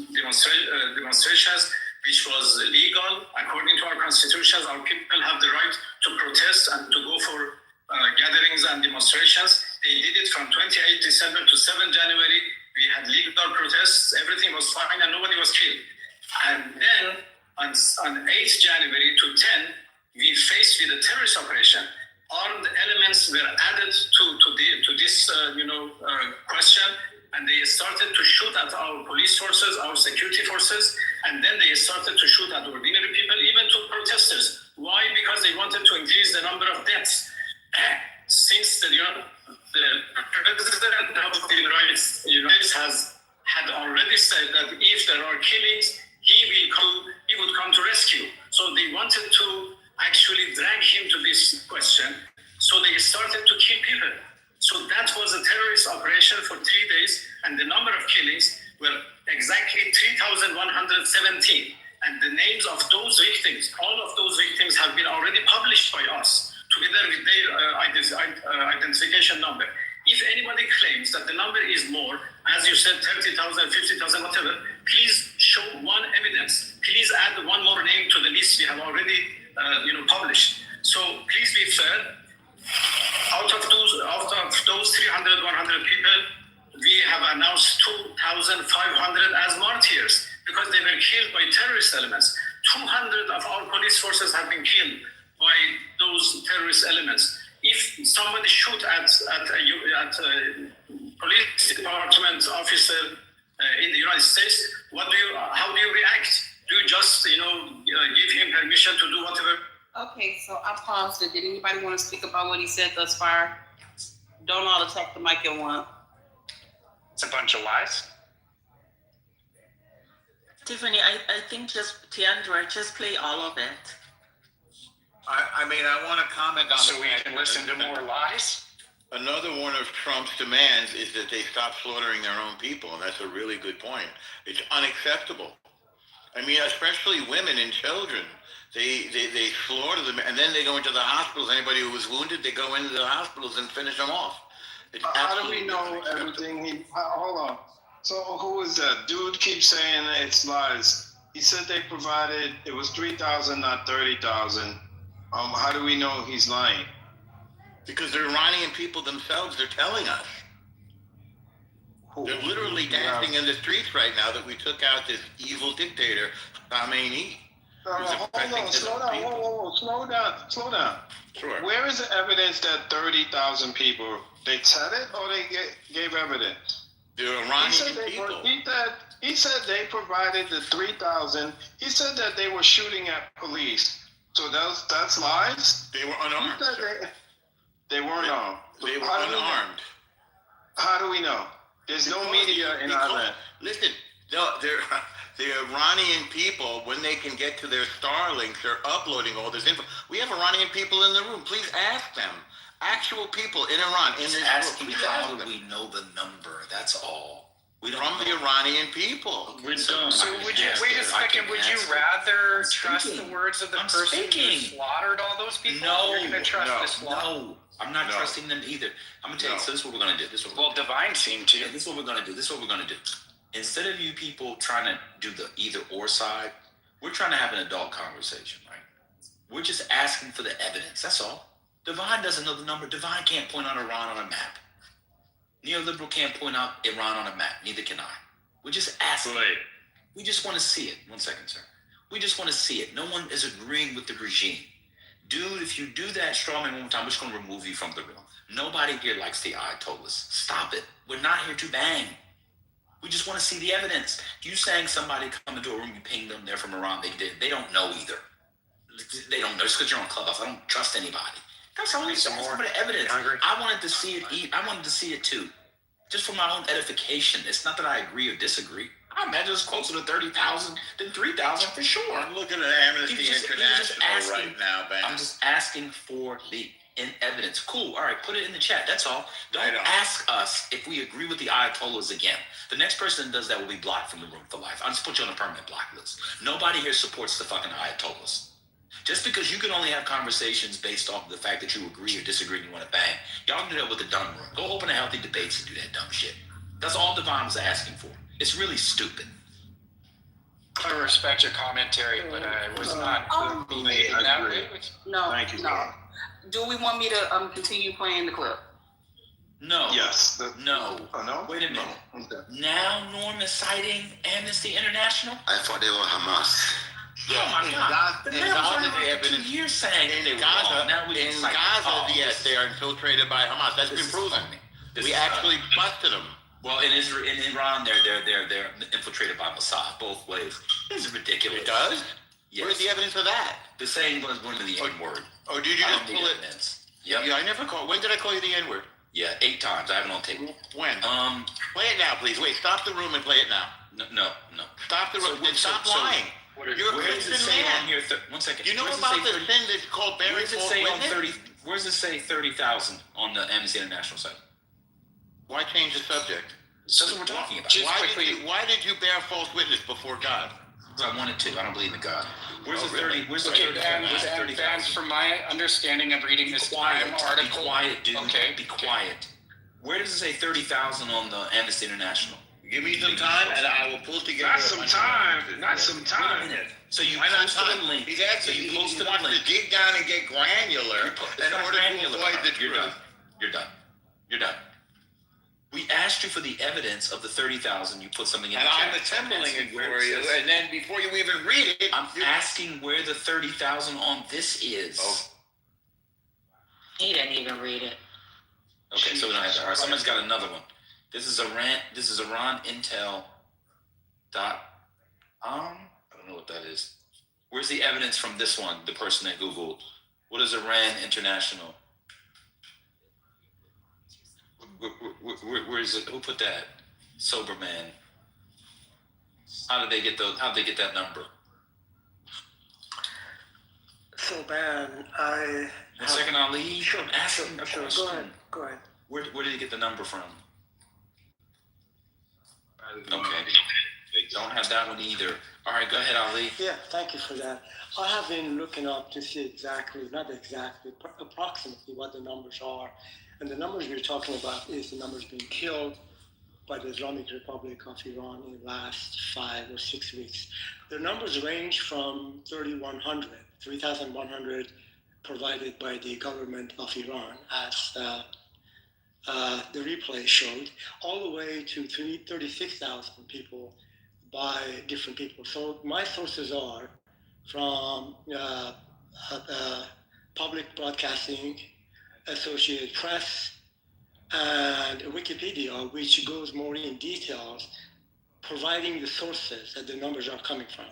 So I think at the minimum, one could say by some good level of confidence, if you believe the government of Iran, at the minimum 3,100 people have been killed by the Iranian government in the last 4 or 5 weeks. Then one could take the numbers going all the way to 30,000, which comes from credible sources. I can put them in the chat, but I have to tell you, it's very difficult to actually get a good grasp of the totality of the people being killed, because the apparatus of government in Iran does not really allow any credible kind of assessment of how many people have been killed.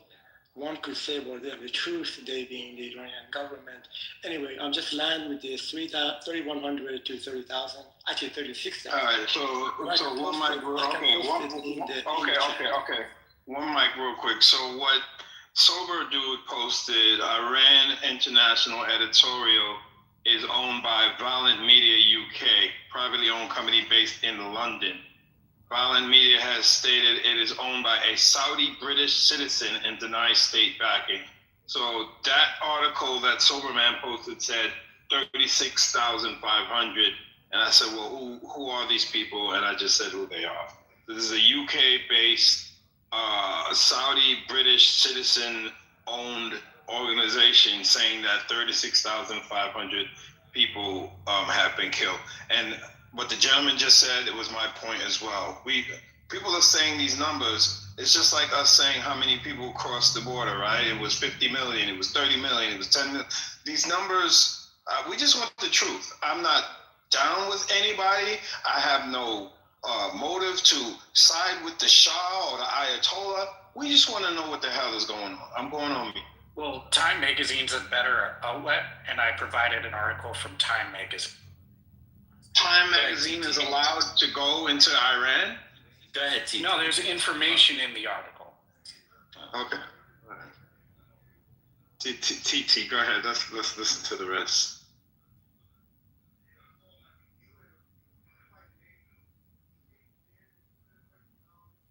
TT, you there? We're ready for the rest of the video, for the rest of the thing. One thing we can agree on is that this genocide regime is slaughtering its own people. There's no dispute about that. And it's intolerable. So is Israel. Israel slaughtering their own people. Another thing Israel actually not. I don't know if you heard about the They're ceasefire. occupied Israel, so they might. Who's occupied? Wait, which part is occupied? I'm sorry. Why are we going to occupied? Israel? That's not the topic. Come on. Yeah, you got a little bit Yeah, off Norm, topic you're not there, really brother. the right No, I'm just person saying to you're there bring to- the moral high ground to the I'm attention. taking the moral high ground. Now you challenge. No, I'm just saying Sure. you're being a hypocrite. You're being a Okay, hypocrite. another thing that we know for a fact, right? Like, I believe the regime is repressive and has killed protesters. The number, I don't know the exact number, right? I can confirm it either way. I believe it's higher than the government number. I believe it's lower than 30,000. The other thing that we know What's the basis is of that belief? the basis is the low and high numbers. The Amnesty is credible given that they have done the research. Amnesty's number is not 30,000. Yeah. So they're one. Right. So you just going to add them together and take the middle, just to be in the middle? Well, that's my personal choice, yes. Okay. So in other words, we don't know, but just This is crazy. He fighting you about amnesty, and he wasn't on this when it came to Gaza. Well, Amnesty was Anyway, yeah, Hamas in Gaza. I think it's proved it. Okay, Wanna go to sleep? Norma, can we stick to the topic? Let's do that. Okay, I think Amnesty is credible. I think there is a wide band of uncertainty when it comes to this question. So let's deal with that. It's uncertain.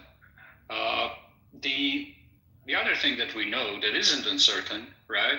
That before and during the 12-day war, there were Israeli agents and weapons and stashes run, right? That were used during the 12-day war, and it stands to reason that some of that ended up deliberately, non-deliberately in protesters' hands. So there you go. Tiandre, are you there? I'm still here. Okay, yeah, we're ready to continue. If you have the clip, please. Okay, give me 1 second.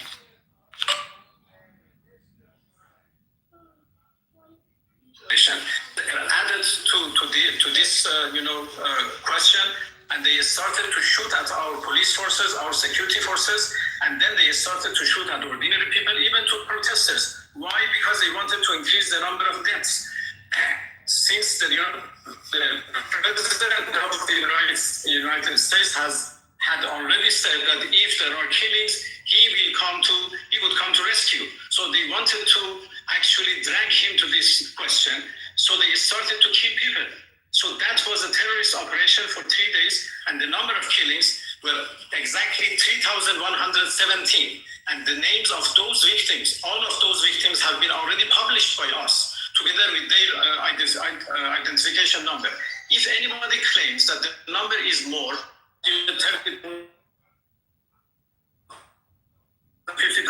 please show one published. So if out of those 300, that's 2,500 as well. 200 of our police forces have been killed by terrorist elements. Some shoot at police department officer in the United States. What do you do? Do you just give him permission to do what protester? No. So please distinguish between two different stories. We have not seen evidence of newborns killed, of children's killed, of there's a certain you have claimed. Yes. Are those who are celebrating in the streets right now subject to the same kind of discipline? For daily cars who were passed through the streets, and so many people were killed, blindly by these terrorist elements because they were ordered by Israel at that time. They were instructed to kill people and give a big number of killings to the President of the United States. We have their voices, the instructions which coming from outside to these terrorist elements who are ordering them, police officers, if not police, kill the boy and girl in front of you because of their killings. Is a negotiated settlement with the United States still possible? Well, you answered this question. We negotiated with the United States twice in the past 12 months, and in both cases, they attacked us in the middle of negotiation. And that has become a very bitter experience for us. In last June, we were negotiating. We had 5 rounds of negotiations, and we had already fixed the 6th round for 15 June when the Israeli attacked us, and then the US joined the attack. And this time, we had 3 rounds. Last day, we had a very good discussion, very good talks in Geneva. The Iranian and the US delegation were happy at the end of 7 hours of negotiations. And I can go into the details of what we agreed and how a deal was at our reach. And when we concluded, the Omani foreign minister, who was impartial intermediator between us, he concluded by saying in his post that we made significant progress this time. We were able to come to a good understanding on some of our differences. Some other differences were left for the next meeting, and we decided to Vienna on Monday, which means tomorrow, to go to the IAEA and with the help of the International Atomic Energy Organization, try to find technical solutions for the both believed, the both delegations believed that this is possible. So a deal was at our reach, and we left Geneva happily with the understanding that we can reach a deal next time we meet. And it was very unfortunate that those who are against peace, against diplomacy, against negotiation, when they understood that diplomacy is going on well, they decided in the media, against the Islamic Republic of Iran, against, the desires of us, against, and they made lots of accusations against us. They created false information and disinformation, and they finally get to their, to what they wanted.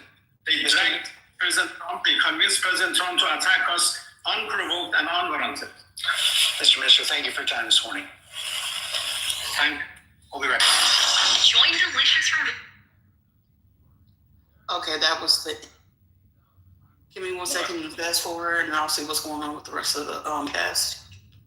I like the Omani guy much better, to tell you the truth. I trust him more. The Omanis are great people. No one gives a shit who you trust.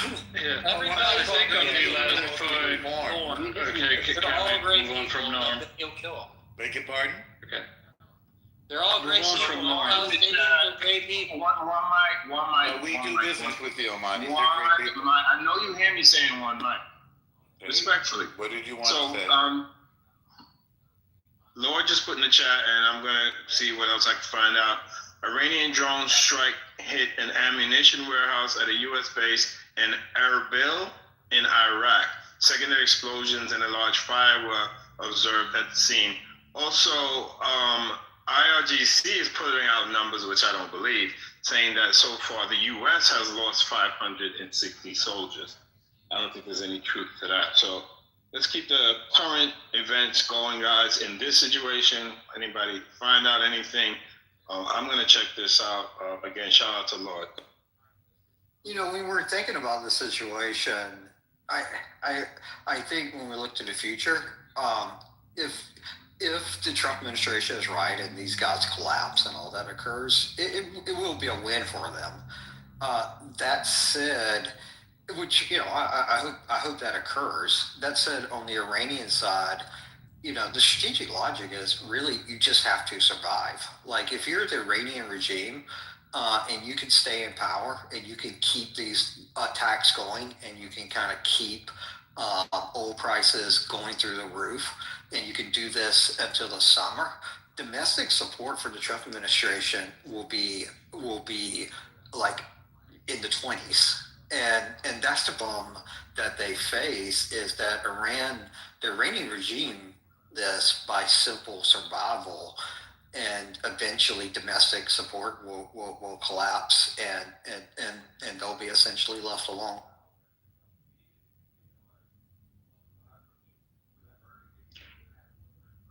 I mean, that's where it becomes a little bit tricky on the oil prices. They have not really targeted substantially. There were some strikes, but oil infrastructure. Now, some of this conflict has been priced in the oil price, and the analyst range has like the optimistic one, right? Is that configuration where Strait of Hormuz is closed, but it's close to Americans, insurance prices go up, like stuff like that. There is instability over Strait of Hormuz. Sometimes it's open, sometimes it's closed. It's unclear, right? Yeah, insurance prices go up. And there is rerouting happens, which all of this already happened. Insurance has been, some of the insurance has been voided. There is renegotiation on it. There is rerouting. Maersk announced they're rerouting, which rerouting adds 2 weeks. The Saudis and the Gulfs are going to transition to using the pipeline. I need to do the math on it. How much can they substitute barrels per day using the pipelines rather than Strait of Hormuz? It's not fully substitutable, right? And so the range on oil prices tomorrow, depending on who you read, can be from 80 to 120. And also depends on what happens since then, right? If there is a strike on oil infrastructure, what you just said, Brian, might happen much sooner, like within days, rather than prolonged to summer. Yeah, I mean, yeah, absolutely. I'm just the elongated part of it is just this is not a conflict the Trump administration can allow to just keep on going. Is what I'm saying. Just politically, you cannot allow this to keep on going. And for kind of strategic victory on the Iranian side, you just need to survive, and you just need to do these sort of attacks and keep your regime alive and not keep a domestic overthrow. What was my point? It is one side is essentially a hope and a prayer that the Iranians will overthrow the government, but the other side, you just have to live to the next day, and eventually this war will collapse, or the political will to carry out this conflict will collapse on the American side. So, like, what's interesting about what you said there, though, is how it impacts China. Like, oil, I think they get 90% of Iran's oil sent to China. Something like that. You can fact check that number, but you just provided the calculus and how it would impact, probably impacts Xi Jinping as well. It's a will good point, impact dude. everybody. We're starving our enemy, China. It's an excellent point. This is a big demonstration for China that we are willing to use our overwhelming force, and we will starve them and prevent them from moving on the neighborhood of Singapore, Japan, Australia, Vietnam. And of course, the main event, Taiwan, which they have plans to do, according to them, before 2027. That's what this is about. And I'm glad that Trump has finally That's figured not that out true. and is willing to do it. 100% true. How much of total oil supply does China get from Iran? What was the last figure you just offered? What was that, dude? That was the other way around. I'm asking how much. What was the figure total you... Well, hang on. demand. Dude just tell you. If you're not listening, just ask him. He just told you. Well, That's I not said what he 90% told me. of Iran's supply. He's asking how much of the total supply in Correct. China Thank is you. provided by. Thank you, dude. And it's also Yeah, somewhat. respect. Does somebody want to answer that? In our years, I got a lot of respect. Let Norm answer, please. Norm answer. Why are you asking me to answer? Because you you- guys are looking to me No, as the because you- source of knowledge. because you Wait a made the second. claim. Suddenly you want me You to be made your the claim. authority? You Yes. made the claim that Yes. this was about starving out China. So That's answer. correct. That's correct. You just say things with no understanding of You what know, Wait a if second. happening. Wait a it's second. starving Do you China, not you know think- who else hang is on, starving? hang on, All hang on. You American asked me a question, allies let in me answer. Asia. You asked me a question, let me answer. I said that this was a demonstration to China that we are willing to use our overwhelming force. Do you disagree? Okay, let's move on. Let's Just quickly. I guess you agree. liberalize- Excellent. I think, guys, excellent. you need to learn what. Excellent. I'm glad you guys are learning from me. Oh my God, Yeah, you guys didn't are know learning. the answer. Just stop yapping. You don't know Learning from me. You don't disagree It's like with me, do you? 10%. Just be quiet. Yeah, Go ahead, Trent. I Mr. found the Breaking answer, News. and you're pretty close. It's Yeah, 13 to 15%. we know what it is. It's very 13 small. to It 15. doesn't do anything. I mean, if anything, it hurts the other Asian countries that depend more on Iran that the U.S. is still allied with. Go ahead. Well, I mean, 80% of the oil from Iran goes to China. At least That doesn't 80%. matter from China's perspective. Go ahead, Trent. What matters is our willingness He said, to "Trent, overcome- mute up, mute up, mute up, Is our mute up, they just mute can't up, shut the fuck up. mute up. Is our will Sit the fuck down, then. Go ahead, Trent. It is now confirmed that per the New York Times, the IGRC, the Islamic Republican Guard headquarters, has been destroyed, as well as more breaking reports that the intelligence apparatus of the Iranian regime has been decimated as well.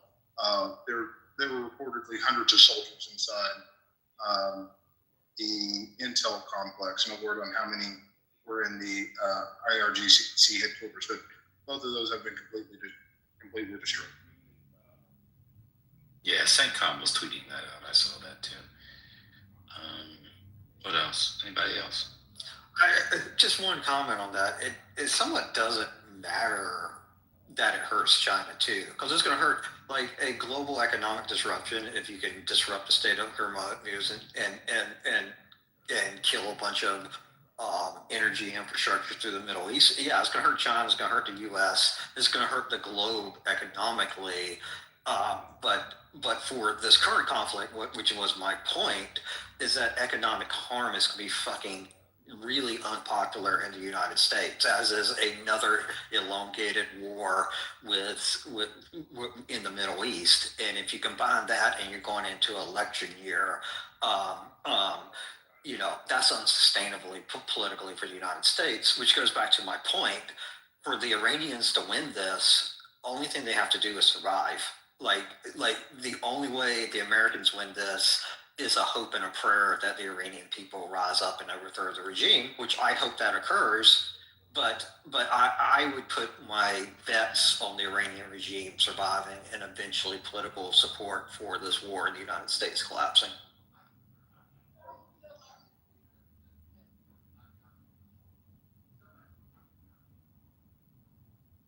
So Lindsey Graham says that it's not the regime change. The goal of this operation to change the threat, not the regime.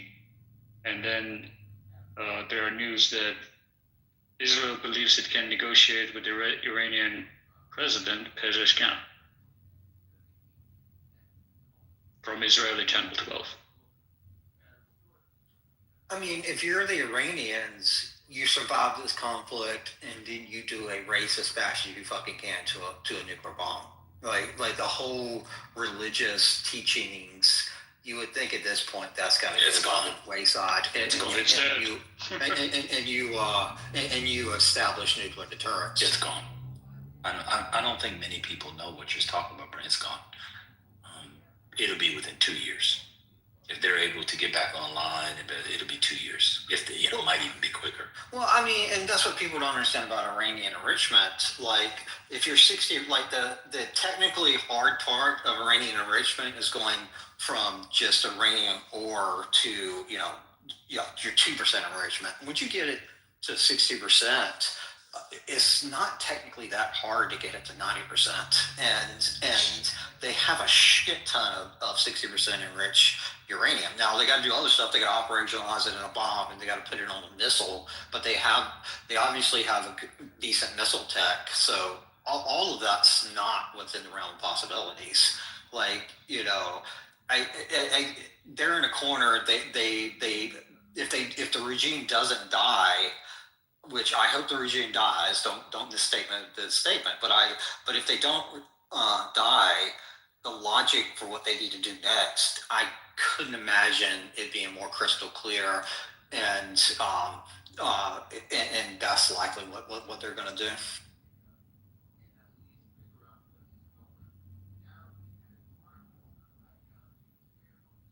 Yeah, I've been reading, just a bunch of commentary from people who study this kind of stuff, and I have not found one person who, is not politically aligned, but, really studies it, Brent, that suggests that the Iranians will be successful in doing the thing that people are calling on them to do. Lindsey Graham, when did he say that neoliberal? I need to dig up specifically his stuff. But I mean, he said it after the strikes. Yes. No, that's insane. He was just saying last week he was at parties talking about regime change. See how quickly they change? See how quickly they change it? Now it's not about regime change. And there'll be maggots in here in a week saying it wasn't about regime change too. There's no regime change. The change you got was, instead of getting a cleric who tells them not to have the weapon, you're going to get some secular guy come in. And they're going to put all their forces behind getting the weapon. That's the change. That fatwa. Do fatwas die when the person who issues the fatwa dies? How does that work? For those of you who know about fatwas. Yeah, presumably fatwas will die if the target individual dies. No, I meant the issuer of the fatwa. I'm sorry? The one who issued it. So come in, and he had a fatwa against building the bomb, the weapons. Right, I see. So that could continue from that perspective. So it seems to me, no matter who the new leader is going to be in Iran, whether the same regime coming up with a new leader, which actually they're in the process of doing that, the selection process by this committee of three. One is the president of Iran, the other one is from the Justice Department. I believe it would be the something similar to the Supreme Court, and then the other one from another organization called the Assembly of Experts. So they have assembled these three individuals, and they're going to come up. That's the constitutional responsibility. Their constitutional responsibility is to select a leader. So suppose they do, and suppose the new leader becomes very clever and says, look, US, we'll do what you want us to do. We will stop enriching uranium. We have no ambition to produce any nuclear weapons.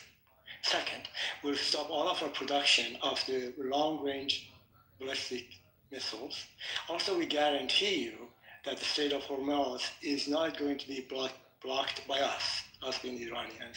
And the fourth one, the most important one, that we will stop categorically providing weapons, money, help to all of the proxy terrorist groups in the region.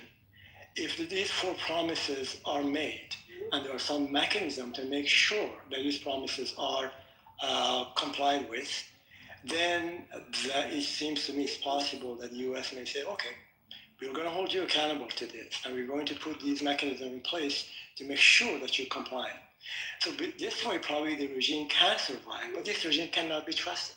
So a fantastic opportunity, a momentous opportunity, which is now, is going to be lost because it's highly unlikely if Iranians make the promise, then they do not make good on the promises, let's say 6 months, a year down the road. Do you think we'll have anyone that will have the same opportunity that is here now presenting itself in order to the war? I don't think so. So there's a possibility that the regime could survive in the condition that I just mentioned.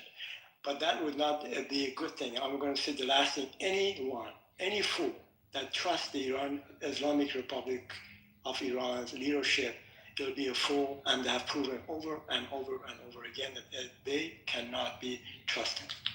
I don't know if the Iranians need to make a deal. I mean, assuming that they can survive, and that is an assumption that the Iranian people won't overthrow them. But assuming that they can survive, the political will for this conflict in America, like you're going into an election year in the U.S. where you already have a president that is about as popular as an STI.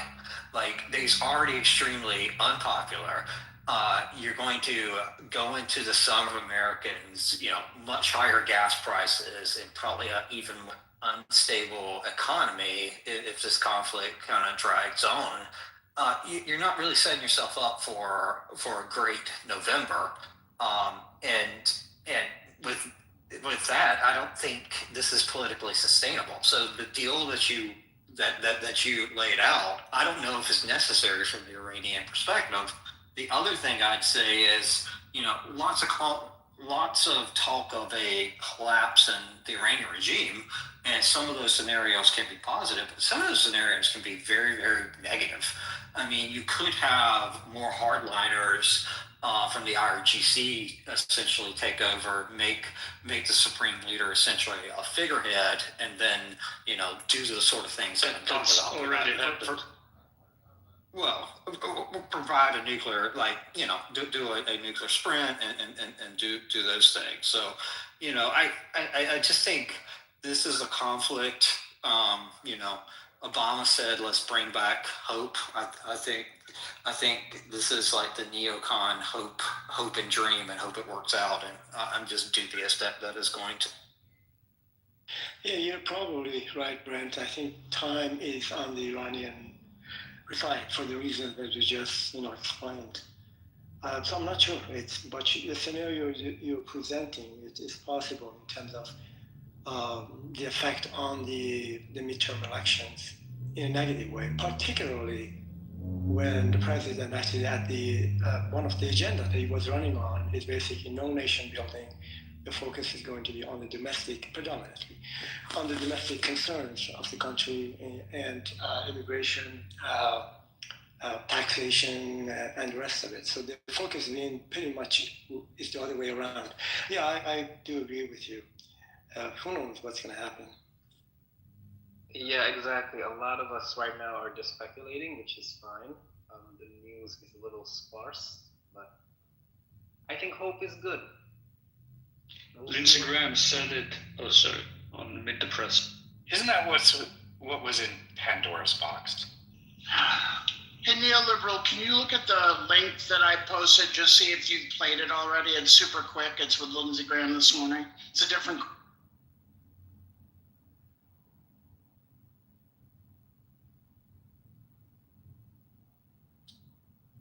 Ban, we're asking about the fatwa. So usually the fatwa is when the person dies.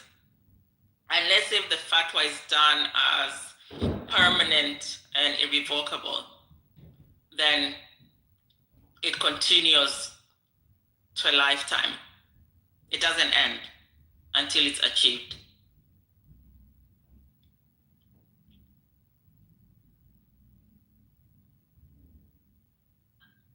Okay, interesting.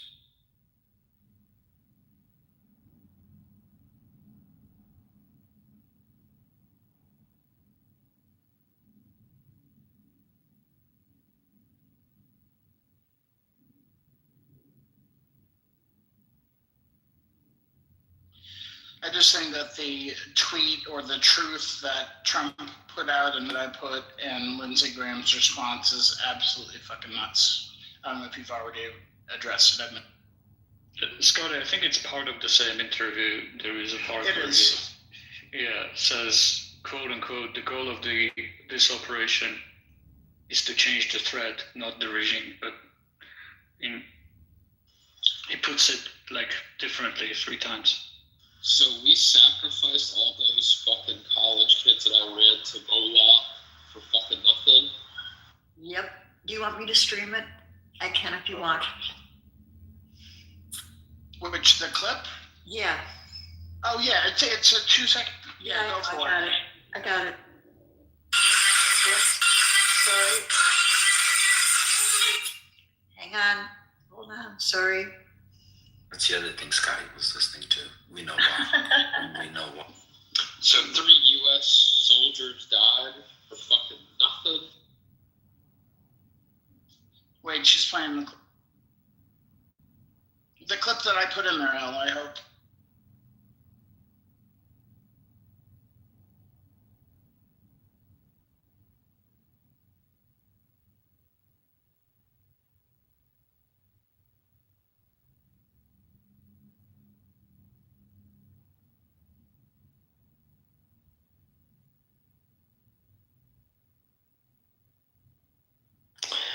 What he's looking for the clip, I guess the 3 scenarios out there, possibilities. One is to remove the threat, the 4 that I mentioned, essentially, maybe not entirely. The second would be the regime change. And the third one would be the nation building. And I'm sure, absolutely, that we in the US, is not in the business of building nation building. We have not done a good job, particularly when it comes to Middle Eastern countries, Iraq and Afghanistan. So I think from those 3 scenarios, it seems to me the first one that I mentioned, removing the threat, would be a good goal to have, considering how menacing this Islamic Republic of Iran has been in the last 47 years, not only terrorizing their own people, and the numbers killed by this regime varied from 50,000 to 100,000 during the last 47 years. And I probably can post numbers here. And also being a threat to the regional stability in adjacent countries and the region itself.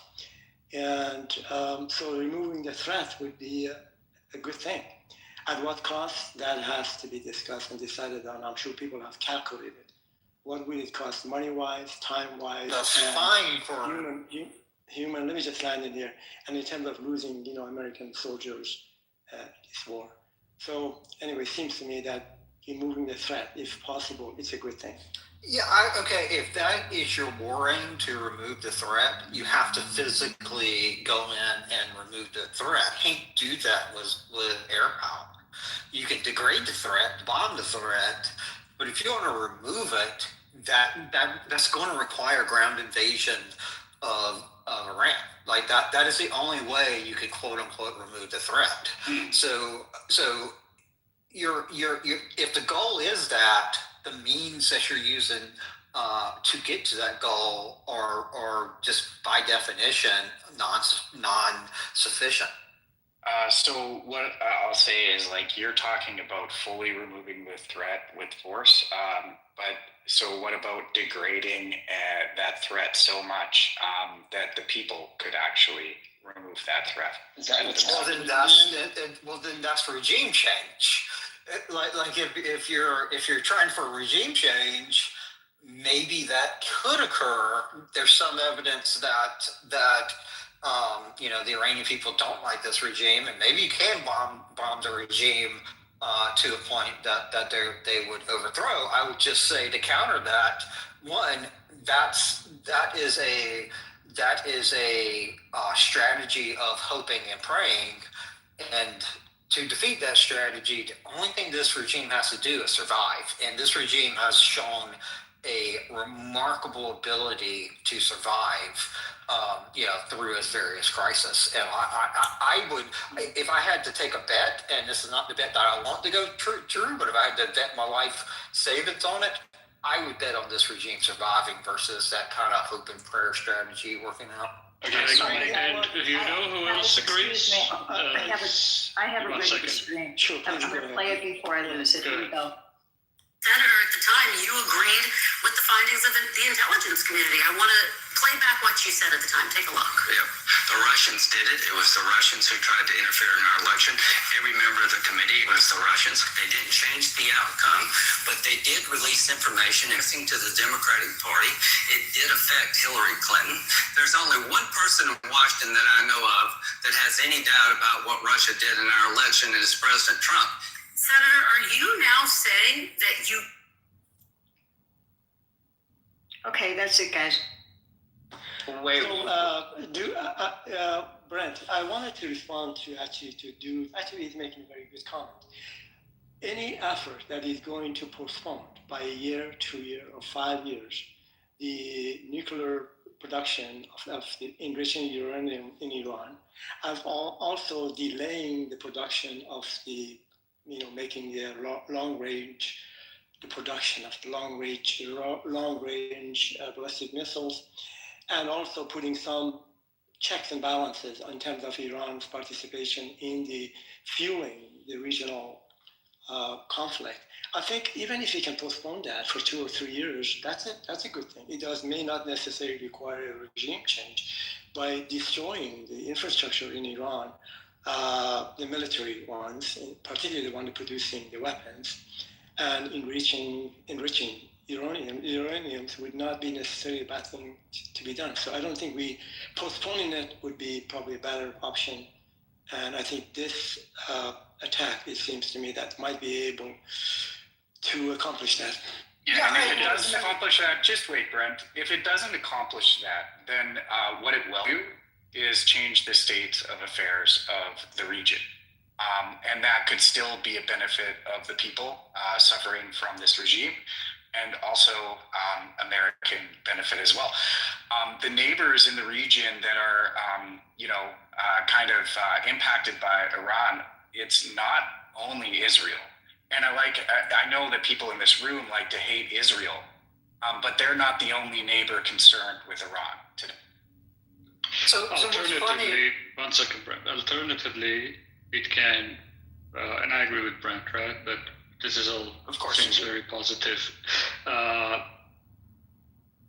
Alternatively, it can embolden, as American CIA thinks that released the report a day before this campaign started, or on the same day, thinks that the RGC hardliners will be empowered. The center of gravity would shift more to the more radical factions in the Iranian government, right, and IRGC.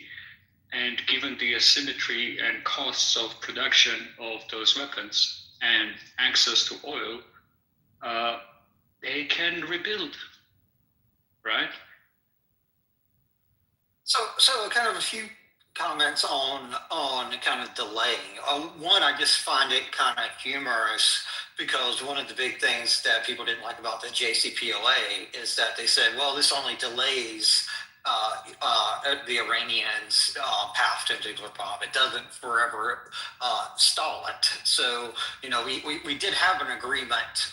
It did have sunset clauses that could be that could have been renegotiated, but we did have an agreement that was very cheap to implement and that held the Iranians to 2.6 or 3.67% enriched uranium as a cap. Were you here when the foreign minister of Oman was speaking that there was a new agreement on the table that was better than Obama's agreement on nuclear issues?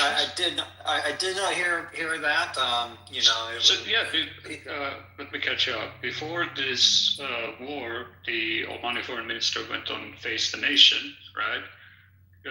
Because I think he thought that the United States was going to go to war, and said that a deal on the table, right, on nuclear issues is much better than Obama had at the time. It permanently solves the nuclear weapons issue, and said that other than that, they are also open to discussing, not at this round, not at this stage, but once we have success with this, they're also open to discussing ballistic missiles. Yeah, and that would be great. I think a diplomatic solution with international monitoring is much better than this solution because it goes to the other reality is dropping bombs isn't going to unenrich uranium. You already have just a shit ton of enriched uranium. That's not that technically hard to turn into weapons grade, and you gotta kind of deal with that. Is that how much is use of force going to delay if the Iranians want to do a nuclear sprint? How much is use of force really going to delay them when they already have as much near bomb capable material as they already have? Brent, I read somewhere, and I'm not quite sure where, that Americans offered the Iranian regime to actually build at their own expense, American expense, 3 nuclear power plants in Iran and provide the fuel to Iranians in exchange for getting the whatever uranium enrichment material that Iran has to hand it over to some kind of international agency. Iranians do not accept that. So if you don't accept that, if you're saying that I'm producing enriching uranium to build power plants, and first of all, one has to think about how rich this country is in terms of Iran, in terms of the hydrocarbon reserves, in number 3 or 4 in the world. That's number one. But let's say Iran wants to wear a white environmental hat and say, look, I think fossil fuel is not good, so I need to provide a portion of the energy production in Iran ought to be through nuclear power plants. So this offer was provided to them, and they said, no, thank you very much. So I get it, Ali. So between the United States. Let me just add in there. So that should tell, I'd be grateful if you let me finish. So that should tell you something about the intention of the government. If other countries, particularly America, is willing to provide that at their own cost, American cost, maybe European cost, and Iran is not accepting that, I think one has to scratch your head and say, look, why not? How come? Go ahead. Well, one second. So between the United States spin, dude, can I talk? So between the United States take on the negotiation, the Iranian take on negotiation, and the mediator take on the negotiation, which is more credible out of those 3? I would say the least credible would be the Iranian government.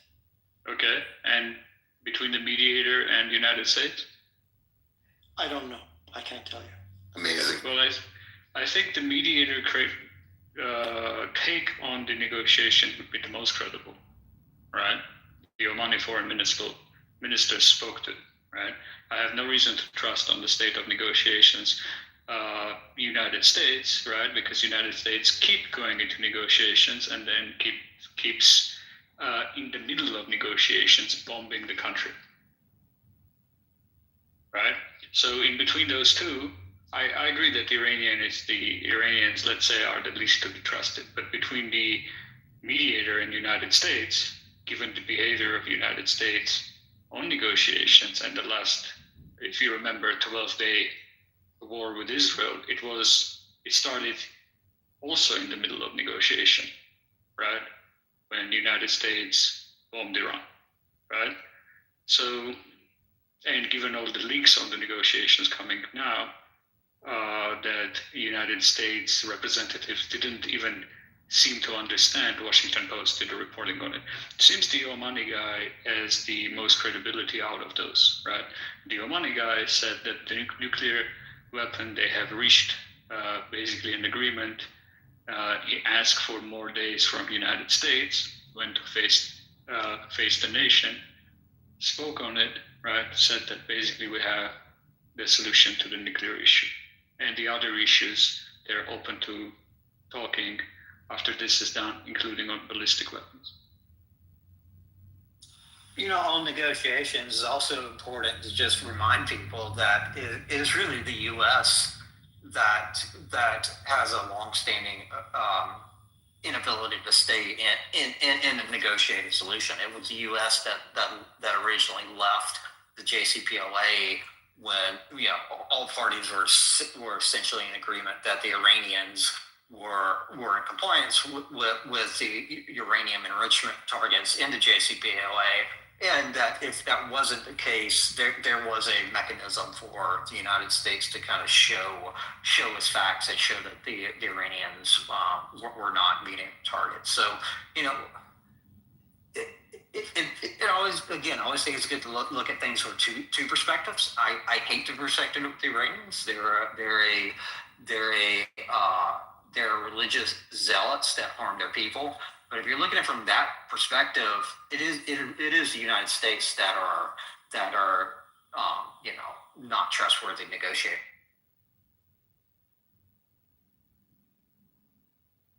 I question if the two of you actually feel empathy for the people that are suffering.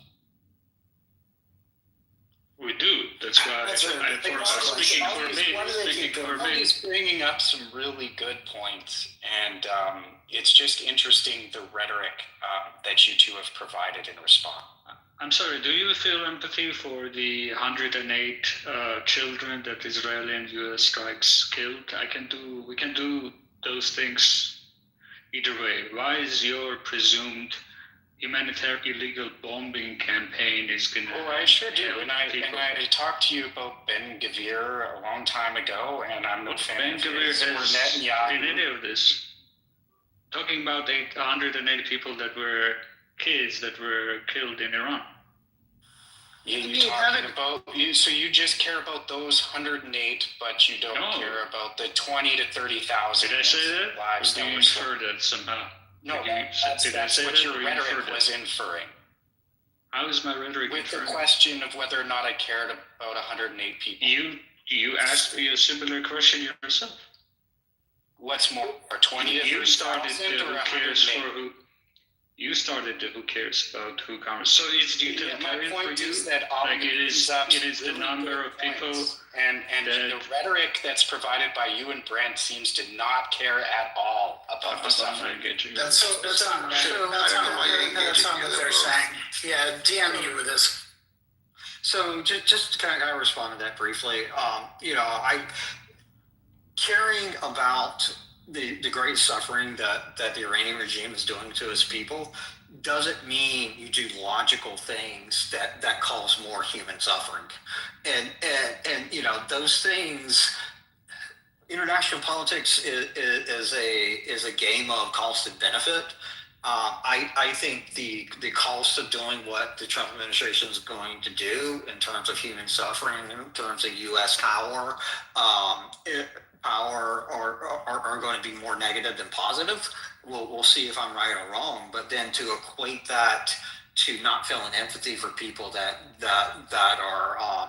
are suffering, I just think is a pretty low blow and kind of beneath. What I heard is that you hate Trump more than caring about these people. This is ridiculous. Don't even engage. It's fucking stupid. Dude, I gotta kick you out, bro. I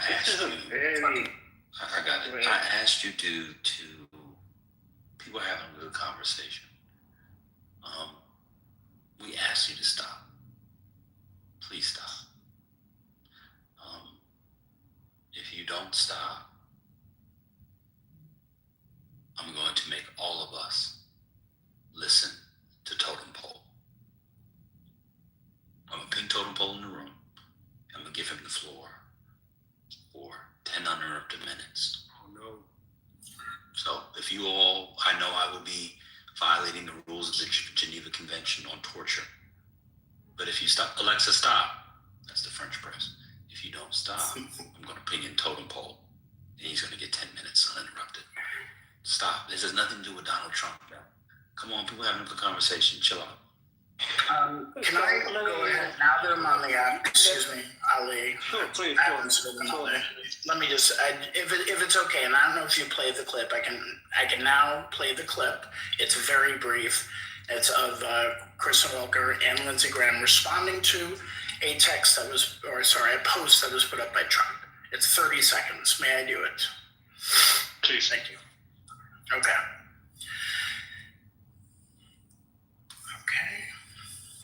Quote, hope hopefully the IRGC and police will peacefully merge with the Iranian patriots and work together as a unit to bring back the country to the growth it deserves. Is hope the plan for the future of Iran? No, the future of Iran is going to be determined by the Iranian people. The new Iran, whatever it is, whether it's a cleric or a representative democracy, our goal is to make sure it cannot become, again, the largest state sponsor of terrorism. That's a win for us. But is there a plan to make sure that happens, Senator? Is there a plan? Does the president have a plan to guarantee that that happens? No, it's not his job or my job to do this. President Trump wrote. Sorry, I played it. So I don't think that's too far off base in terms of what Lindsey Graham said. Are we arguing that it's Donald Trump's job to make a determination as to how the Iranian people pass this time of war and then to, economic prosperity for them and their kids? Is that Donald Trump's job to do that? I would argue, as somebody who committed a country to war, it is his responsibility to lay out clear, achievable war aims and articulate them to the American people who are given their children and their treasure. So maybe that's not the war aims. Maybe it is regime change. But for fuck's sake, he should tell us and articulate.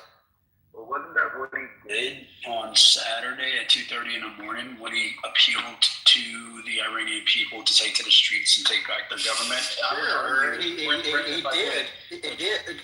Brent, if I could, I would argue that it wasn't the Iranian government and the Ayatollah Khomeini that first incited the possibility of war with the U.S. and with Israel. I think that their enablement and their financing of proxies, Hezbollah, Hamas, Houthis, are the early indications of the interest for war. So I wouldn't think that we would put the onus on the President of the United States to have to provide a definitive outcome for how the people of Iran. He simply needs to suggest, hey, we're putting the ball in your court, and we want you to engage this with the same level of seriousness that it's going to take to remove your current regime, which is a very unpopular regime in the first place. I mean, when Trump came to the microphone, you're right, he did provide justification, and that justification was regime change. Lindsey Graham came to the microphone and he just said that this is not about regime change, this is about eliminating threat. Obviously Lindsey Graham's not part of the exec, but there seems to be rather confusing messaging about what is the United States actually trying to achieve here. And that messaging, when you're putting blood and treasure on the line, that messaging should be clear. Like, you should go into a war with clear war aims, and that's not too much for the American people to ask. Well, Brent, the reason I say this, TC, real quick, the reason I even played the clip was less about Lindsey Graham. We know what a tool he is and we know what he said. It's more about Trump just freestyling. Maybe the IGRC and will merge with the patriots of Iran and work together. That is so fucking ignorant, ridiculous, and yet we're glossing over it because of what Lindsey Graham said. I mean, both things terrible. So, Brent, I would ask, I'm sure you know more than anybody else that there's legal considerations for why he has to articulate the purposes of going to war, and then there's also geopolitical considerations. The geopolitical considerations might be different from the legal considerations, but they're not mutually exclusive, or one is not more valid than the other. If he says that I have to prevent an imminent threat to the national security of the United States and our allies, that can be the legal justification. But if he was to continue on and say, and so we expect for the Iranian people to take to the streets and take over their government, that can be a geopolitical consideration. I don't think those two are incongruent. I think it's consistent with historical analysis of how previous presidents have engaged the rhetoric around taking preemptive actions. I would point you to George Bush and Afghanistan and Iraq. When has a revolution Afghanistan wasn't preemptive. with the oppressing power to have a peaceful government? I'm sorry, I didn't catch your question. What was that?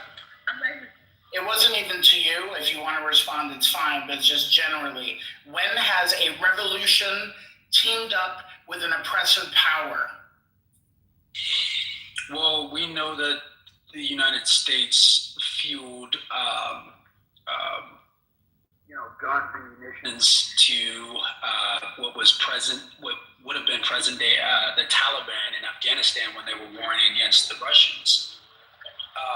That might be a horrible example, but it wouldn't be the first time that America supported a less than ideal ally. Within the country, within its own country. When has a revolution sided with the oppressing force within the country? Let me reframe that question. And it wasn't the Taliban initially either. It was Mujahideen. Yeah, why are we going to I said it was present day. I said it turned into present day Taliban. That's what I said. Okay, TC. So the question is, in your opinion, is the probability high, low, in between of IRGC in Iran joining the protesters to overthrow the regime? So I agree with you, liberal. I don't think what Donald Trump intimated as if IRGC was going to lay down their weapons and join the protesters in the street was a viable option. I think he knows that. I think the skilled people in the State Department know that. I think effectively what you're doing is you're giving justification for geopolitical ends. We were talking about a minute ago how the negotiations were fruitless and how you thought that the Amman representative was more credible than the negotiators on behalf of the U.S. And I would agree with you. But what I disagree is I think you have a fundamental misunderstanding of the reason why we were engaging in negotiations in the first place. They weren't to reach a diplomatic end in the first place. They were to buy time. I agree with you. Intelligence I agree with you. Right. So again, this is subterfuge, and I talked about this a little bit yesterday. I fully expect Congressman to engage. Yeah, I agree. I think, but where I think we disagree is I think it's for more noble ends. You don't think it's for noble ends. You asked about the compassion we have for the people that suffer. No, I did. Ignore that. Ignore that. That was ignore that. That's uninteresting. Okay. Yeah. The point is that yes, he's engaging in political subterfuge to create the pretext to allow him to continue to engage. I think for a more noble end. Okay, that's a fair take. I broadly actually have the same read that they're just going with whatever narrative is available to them, and the public justifications are, and the credibility of those public justifications are not their primary aim, right? That's why they're throwing everything at the wall. But again, we're reading tea leaves. My concern is that we hear far too many people on these stages. Can you please stop talking over him? Let him complete his thought, okay? Yeah, but we also, and this is to Trump administration and the Lindsey Graham, right? So it's also fair to look at Lindsey Graham's statements and how they have shifted during, before the operation start and after the operation start, which is, I think, the interesting point, right? Lindsey Graham was for regime change before the operation. Now he has slightly shifted his position, it seems. So whether it is representative of overall administration or whether it's only Lindsey Graham, it's a good question. Again, we're all reading tea leaves. That may be what Brent was alluding to when the government doesn't even bother to communicate to its own people who are sacrificing, as Brent said, blood and treasure, right? To come up with credible scope, credible goal, and credible exit plan, right? None of this is available to American people. You can claim that it's because some legal reasons. I don't know how that would be legal reasons. Well, that and then immediately retreating also gives, I think, credence to what I was saying earlier is, for the Iranians to win this, they just have to last. Like regime change, maybe this is a hint that they're starting to realize that might not be unrealistic. And if that is unrealistic, eventually, and it was as unpopular as the conflict is started at, it'll become more unpopular, and this will just not be politically feasible in an election. I agree. I think and this is, again, I don't have any basis of claiming this, but my read currently is that they were expecting the regime to fall in one day. They were expecting even something that how Russia miscalculated with Ukraine, and it's going to fall in 8 days. The United States miscalculated it even worse, expecting that killing the Ayatollah, irrespective of what CIA told them and released that report in public, right? That is going to be gone in a day, and the protesters will take over the government, storm over the government building, assume control the government, and take it over and IRGC will join them hand in hand. I think United States strategy has been delusion. Yeah, and I think United States, right. I think States is at this point unprepared, wasn't even expecting the range of retaliation that United States is currently engaged in. Neoliberal, the French and Macron just announced he's sending the Charles de Gaulle aircraft carrier down there. I think it's the world's largest aircraft carrier, if I'm correct. I think it's even larger than anything. It's a bit. Oh, Israel is the bigger one. We were told yesterday Israel is more powerful than France. Aircraft carriers must be bigger than. Oh, good point. Good point. But anyway, keep going. Just keep going. Yeah, but I ask the question, when there's a. I'm just agreeing with neoliberal. It's really sad because, honest to God, I'm fully on the side of the Persian people. I think they're really, really nice people, and they hate their government. But I think, it will take troops on the ground. It'll take Canada, USA, UK, and France together, and a 10-year war on the ground to kick out the government there. And I just feel so sad because I think what we're setting up the Persian people for is a huge disappointment. All right, well, I'd like to ask you a question, please. Neoliberal, if I can ask a question to you or anybody that actually does study this kind of stuff and has elevated knowledge of it, did you find it peculiar or surprising that Iran has lashed out at all of those other targets instead of, say, focusing on maybe American aircraft carrier or even American bases, but also Israel instead? Because they're lashing out at, we see like hotels, Bahrain, France, all of that. So I'm wondering if you find that peculiar as a political and military strategy. No, it's calculated. In fact, if you do count the missile strikes on all of those things, Israel is not receiving divorce of it. They are receiving regular barrages, which keeps the sirens up and makes people run into the streets. And yes, you do have some dramatic hits and street images, right? But Israel is not the main target. Breaking news. Go ahead. It's right on what you're saying. Missiles just hit Jerusalem. Al Jazeera correspondent there is reporting that Iranian rocket has made a direct hit on the city of Jerusalem. This was 3 minutes ago. Oh wow, that's crazy. Let me finish what I was saying. There's all these live feeds. I saw at Tel Aviv just got hit. Let me talk, please. Yeah. So Tel Aviv is getting hit, but Iran this time around seems to have calculated that Israelis have the will to withstand those things for a prolonged time. They don't have similar political costs and similar readiness to United States and the U.S. allies in the region, right?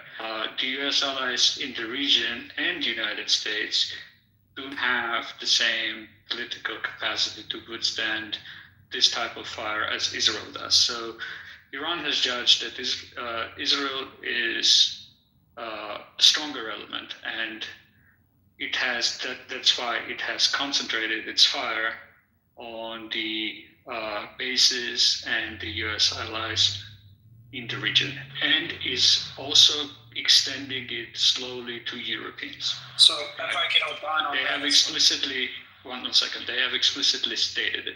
They haven't really escalated it to the utmost that they can take it yet.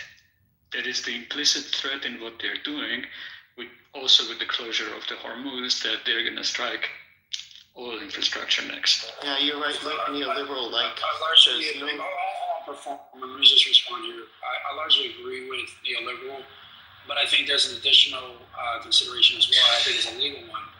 I think Iran has calculated that they don't want to trigger a justification for a self response from the United States, which is why they've decided not to strongly target aircraft carriers and that type of thing, because they understand that if their actions or their responses triggers a legitimate justification for a self-defense response, that it gives Trump administration, plays right into their hands, a pretext to engage in all-out war, as opposed to this limited campaign. Well, what do you mean by all-out war, though? Like, can you expand on that?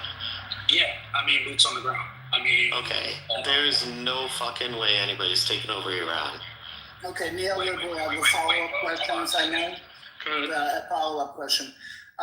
So do you think also on one hand, like Iran is saying, hey, we can hit all of these places, so just so you know what our capabilities are, because the other side of it is, why would you do that and then galvanize the other Middle Eastern countries against you?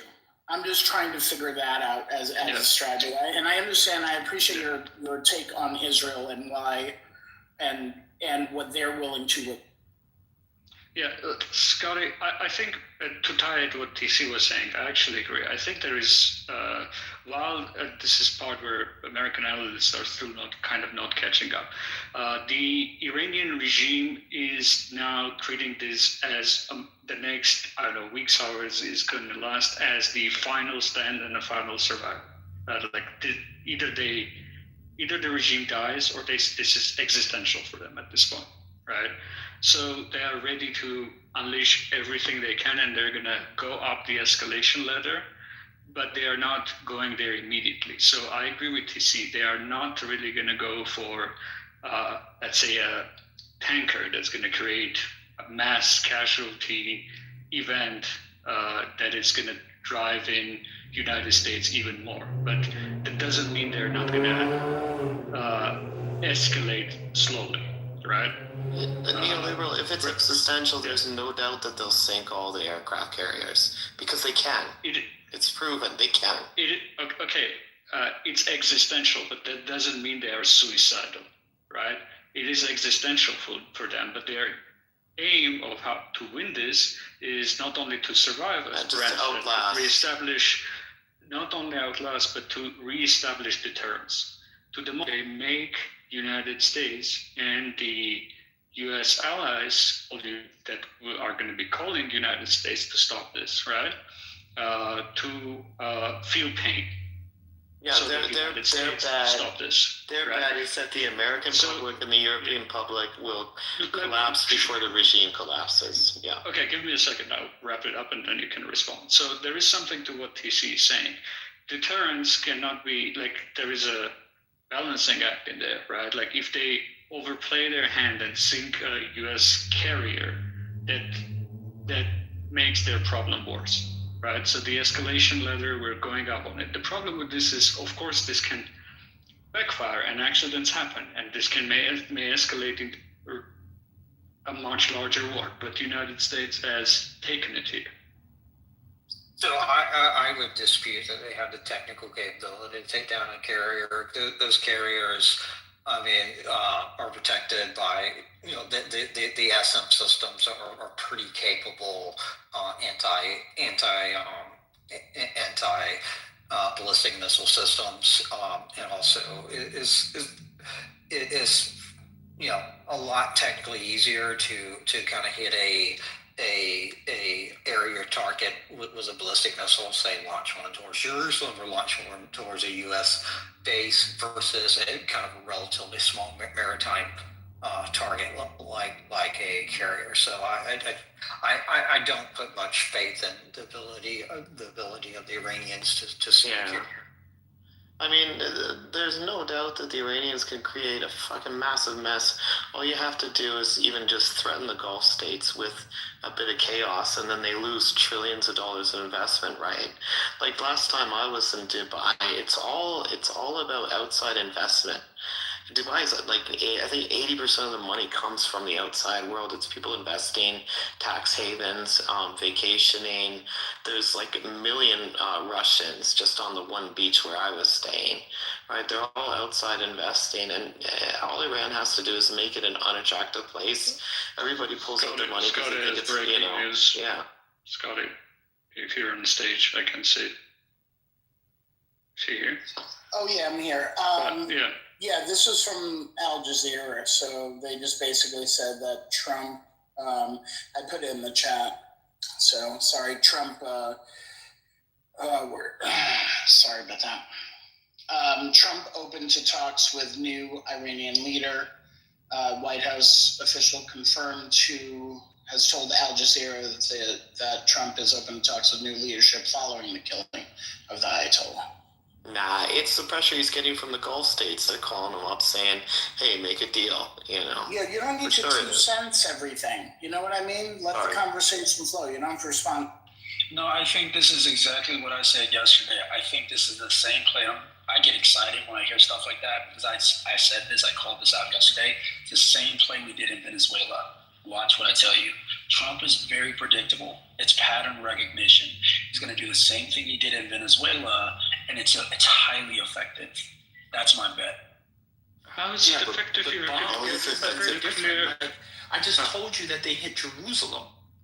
Like they hit a hotel in Dubai. Not Dubai. Where was the hotel? Bahrain. I forgot the big in Dubai. There are American soldiers dead. This is a lot different. No, it is different. I'm not saying that it's not different, but I'm saying the strategy is the same. And I'm saying effectively what you do is you remove the senior leadership, you raise the stakes, and you offer an olive branch to whoever comes in and create a puppet relationship, but an amicable, attractive relationship, if you will, with the jet. Because guess what? At the end of the day, United States and Israel is going to keep the pressure up until they become satisfied. And that's the obligation of this new leader, whoever this is. I don't think it's coming from the IRGC. I honestly believe it's some sort of civilian leadership that could be in place here. You are saying... You're ridiculous, man. Oh, this is crazy. You just exposed yourself like, God. Actually, some civilian? Is he going to be from Clubhouse? You realize that the IRGC is like a million or more people, bro. Okay, maybe one time. Actually, how many of you guys want to bet? I've been right, like legit, like so many times. No one is gonna take you on a bet. You're not serious, bro. We're having a serious conversation. Can we? Come on, revisit in a week and let's see how serious the conversation was. And We don't care. Go bet on the poly market. We don't give a shit. So I think what TC actually suggesting here is not far-fetched. By doing what Trump did in Venezuela, I don't think they being the U.S. had in mind the representative democracy in Venezuela. Their whole idea was about the oil and constraining the China's access to Venezuela oil. And that has been accomplished. So if they can do the same thing with Iran and have some level of control over the production of the oil and distribution of the oil, I think that would be pretty clever strategy to sustain or to control the energy in form of oil and gas. Particularly, when I say gas, I'm talking about LNG, liquefied natural gas, going to China. That's not a necessarily bad strategy. So in a sense, TC is not off track in here. There's going to be a regime change. Wait. Please don't argue with them. Let them sell themselves on this narrative. This would be a great outcome for all our sakes. Yes, there would be a new government in Tehran, and it's going to be an ally of the United States, and the war is going to be That's not over. what I said. That's not what I said. It will be. Don't great. mischaracterize what I said. Respectfully, that's not what I said. That's what you said. Hold on. Don't mischaracterize what I said. If you don't mind, I'd like to be able to represent what I said. I think the recordings are on. No. Okay. Well, they're not. Well, that's fine. I'll put the line in the sand here and make it very clear. Okay. Under no circumstances am I expecting this thing to fizzle out to like roses and cherries and rainbows in a week's time. That's not what I'm suggesting. What I'm suggesting is this is the same play that we see in Venezuela. Remember, after Trump took Maduro, Venezuela's President Diego, vice president, now president this time, went out and called out Rodriguez. Thank you. I'm really bad with names. You'll know that about me. At first I think you're dope, then I think you're bam. I'm horrible with names. Just forgive me. But you'll remember that Rodriguez came out and completely eviscerated the Trump administration. Okay, condemned their actions and says Venezuela will rise from the ashes to that effect. And then what was she seen doing like a month and a half later? She was seen walking around with oil executives in Venezuela, American oil executives in Venezuela. They have to play this game. So what I'm saying is that you guys can disagree with me. I mean, this wouldn't be the first time. What oil executive? This wouldn't be the first time that I was Just right. let him get through. I'm arguing that I wouldn't put it past what's the strategy, being that they set up a civilian leader, okay, a civilian leader to represent negotiations for Iran, to appease the United States, and allows the United States to create an amicable relationship. I never said an ally, liberal. Yeah, I know what you do. You're good at it, but I never said an ally. Okay, sure. Amicable relationship that allows for the IRGC to maintain their power. Sure. Okay, but it also allows for there to be a negotiation buffer between the IRGC and Iran without confrontation and bloodshed. So they keep their nuclear ambitions. They keep their ballistic weapons. Of course not. It's like so how are you going to stay then? It's an interim arrangement that allows for the normalization. So you believe that the United States has increased their leverage or 100% decreased their leverage? 100% increased. So why is the United States now reaching out to Iranians? Because it's the same playbook. It's the same play. And we are actually. Wait. Okay, why are you saying America's not? 100% America is. American intelligence have been liaising with opposition forces in Iran. Which opposition forces? So are you going to betray the opposition turn on the forces? fucking internet in Iran. So you're going to They haven't done betray anything for the people. Hold on. How do you think we got our intelligence in the first place? From the opposition? Well, you're a moron.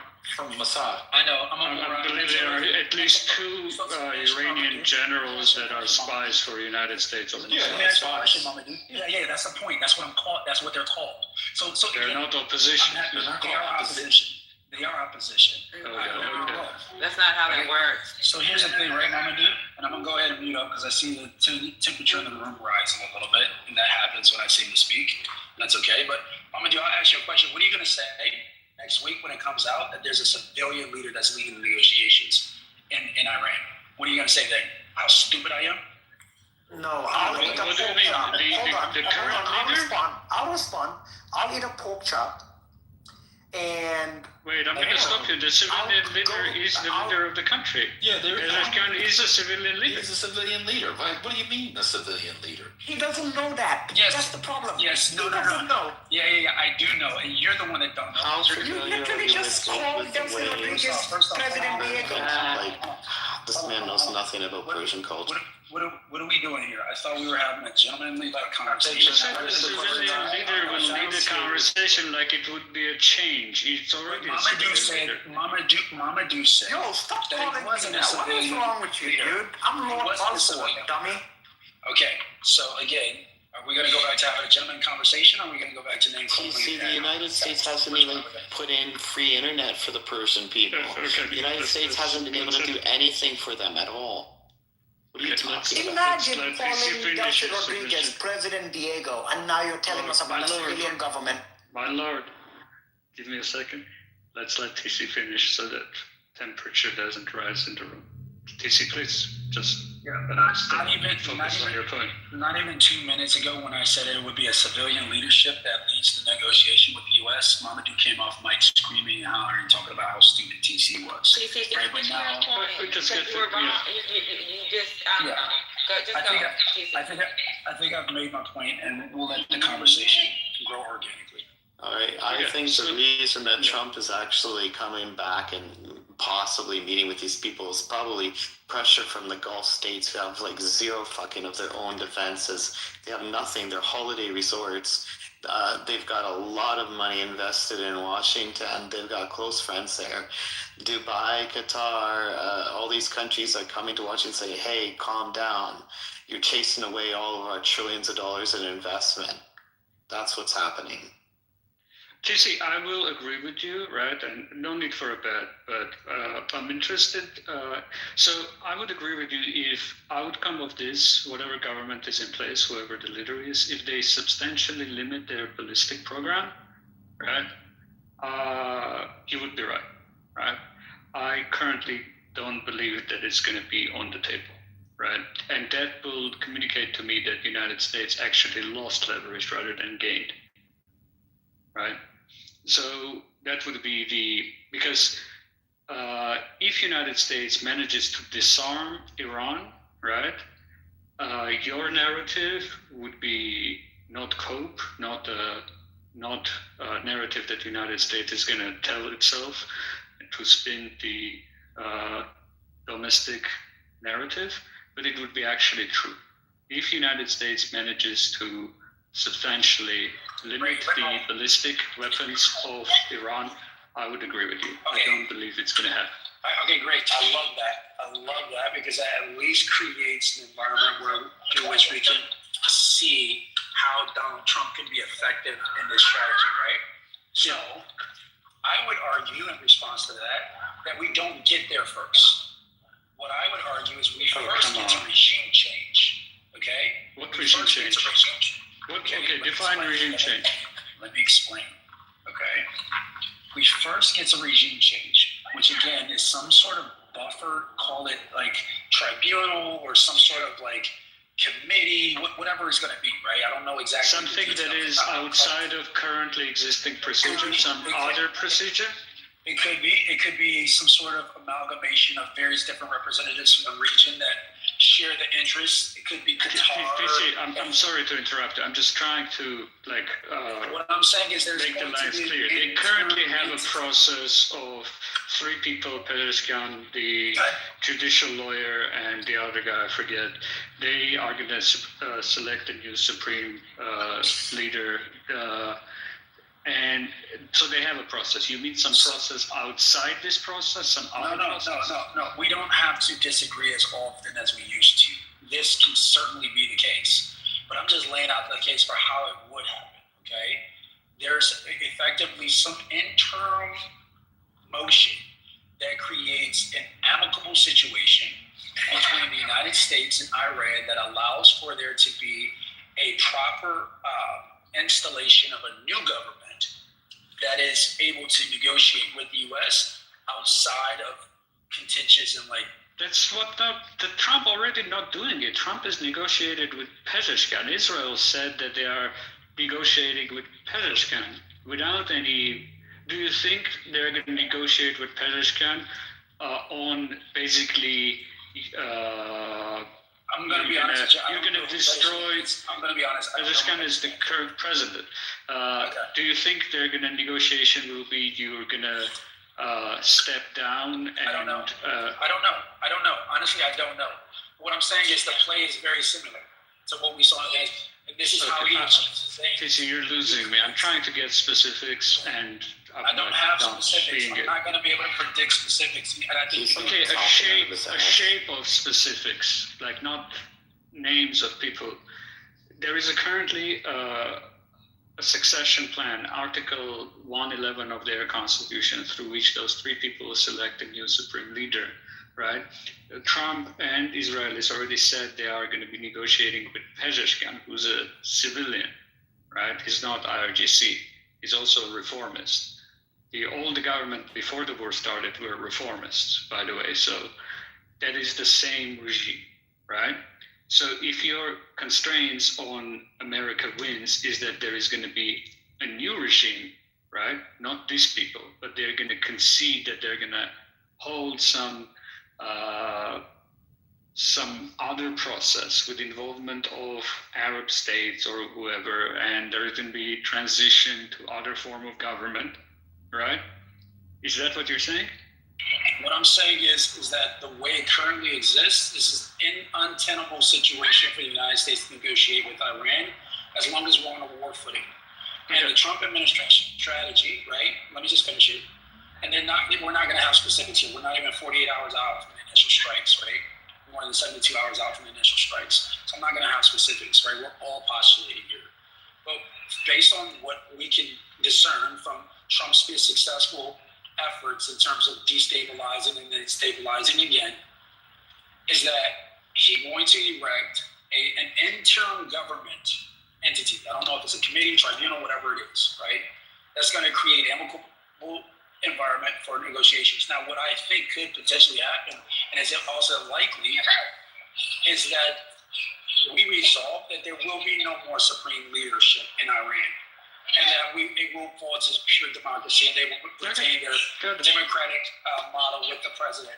But it has to be a president that is, again, open to negotiations with the U.S. and Israel, and one that can commit to at least creating a pretext for negotiations. Okay, and thank you. So I just wanted you to tease this. 1 second, I'll wrap it up. So thank you for teasing that out. You heard the conditions for what TC will consider the amicable solution. Let's see if it materializes. I believe the probability of that materializing is very low. So TC, I think Neil making a good point. So right now, as we know, there is this committee comprised of the current president of Iran and the chief justice of Iranian legal system, and also a popular member of the Assembly of Experts. Their job is twofold. One is to provide leadership for Iran in the absence of having the supreme leader, which is dead. Second is they are being tasked with the responsibility in the Constitution, as Neil correctly mentioned, Section 111, elect a leader for the government. So the process itself is kind of in place. Unfortunately, that's just the way it is. The whole system is being rigged. So outside of this, if U.S. is negotiating with Pezeshkian, who is the president of Iran, in what form or shape he is going to get the support from the current apparatus of Iranian government, or the people actually, to support him, put him in a position that is going to be able to, in a credible way, to represent Iranian government and negotiate with U.S. So when we talk about a regime change, there is a good question. What do we mean, actually? What is that is all about? Is it doing away completely with the Islamic? Yes, doing away completely with the supreme leader. There will be no more supreme leader in Iran. If you want to wrap your arms around this neoliberal, that's what my position would be. Sure, I understand. So I think if the idea is to have a civilian, I think when you say civilian, I take it in a way of separation of church and state, having a civilian which is free from theological ideology. Yes. Yeah. Yes. So that would be a good aim to have. If a leader is going to commit to that and having something resembling our establishment clause in the First Amendment, yeah, that probably makes sense. But I'm not quite sure what this regime change, what we talk about, what is the mechanism actually to bring, who would replace this current regime And I don't know. So the question by Neil, it's a good one. Although I disagree with some of the things that he's saying, but it's a legitimate question. Legitimate question when we ask the question. What is that? That's why I said, yeah, if he wants to wrap his arms around my prediction, if you will, and I use that term lightly because again, we're all just speculating here. But yes, please pause. Not wrapping my arms around everything. Pause. But yeah, I think if you were to try and TC, just a quick number. Yeah, real quick. Let me just 10% of the people in Iran work for the government. I got you, liberal. So if you want to lock me down on something, I would say yes. That civilian leadership looks like not a supreme leader. No new election of a new supreme leader. I think I can get behind that. Yeah. Because I think that's consistent with what I've been saying before, which is that that America won't accept another supreme leader, another religious zealot to lead the country down the same war path that it's been on for the last 45 years. But to be fair to you, you started with Delcy Rodriguez, and now you yourself talk yourself into something that is completely different from Delcy Rodriguez. So what I wanted to know, it wasn't Delcy, it was President Diego. What I wanted to do was build on the conversation I was having yesterday with you guys, which I did reference Rodriguez and what happened in Venezuela. And what I said was, and you guys were in the room when I said it, is the reason why you see, the more you're talking, the dumber you sound. Shut the fuck up. Okay, people don't like when I engage TC. I'm gonna stop. Yeah, please stop engaging them, man. Yeah, for the people serious about having a good faith conversation, neoliberals stated something about the fact that Pezeskian, who brother TC did not know who he was, yet has organs, was a reformist. Now, there is a possibility where a hardliner swoop in, they have a supreme leader who's a hardliner, and then all of a sudden says, you know what, we're going to stick a middle finger to all these reformists, so-called moderates, and then it's just going to be a government full of hardliners. What is he going to do then? And who are we to sit here and tell the Iranians that we're going to dictate what kind of a system they're going to have moving forward? I would love to see them, Lord. I'd love to see the fucking, their government's horrible. But it would literally take like 5-6 European countries, Canada, the United States, a bunch of people 10 years on the ground to kick the fucking, to change their government. The only other hope would be literally every single person, Iranian person gets on the street and just goes out with sticks and stones and massacres 10% of the population. Those are the only, it's such a horrific situation, bro. Yeah, and I think you guys get that wrong. You don't need an all-out uprising from the people. All you need is to sufficiently fracture the existing leadership such that listen, okay, just listen to me for a second, bro. Listen to me for a second. Listen to me for a second. TC, listen to me for a second very carefully. The United States and various other countries has been trying to do this for 45 fucking years. They've been trying to undermine and destroy the government of Iran for 45 years.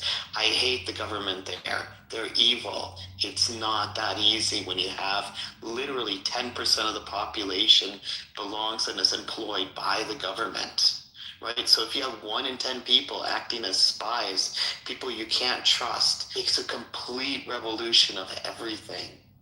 It's not just it's saying like, oh, if you want to completely change the United States of America from ground up, all you have to do is get rid of Trump, right? Imagine that. That's all you have to do. So, dude. So what I've said. Stop speaking, bro. This is not an insult to you or anybody else, right? But I do genuinely. You're insulting us. That your dislike for Donald Trump, okay, fogs your I'm trying. I don't care about Trump. I don't care. I don't care. I think you do. Dude, are you trolling? Are you trolling right now? And I think that's. Are you fucking trolling right now? Are you trolling right now? 100%. Are you trolling? That would be. Are you trolling? Seriously. Neil, can you please kick this dude out of here? This is insane. It's not up to me. TC is on the stage. Do whatever you want to do. So for people, let me suggest another, Danny, down. I think the best strategy moving forward, if you disagree in these rooms, is to just cry Trump derangement syndrome and beat up. Well, how many times has Trump been right, though? Let's just be honest. If you don't mind. So here's another possibility. And this happens quite often. In the military ranks, there is many times there are coups d'etats.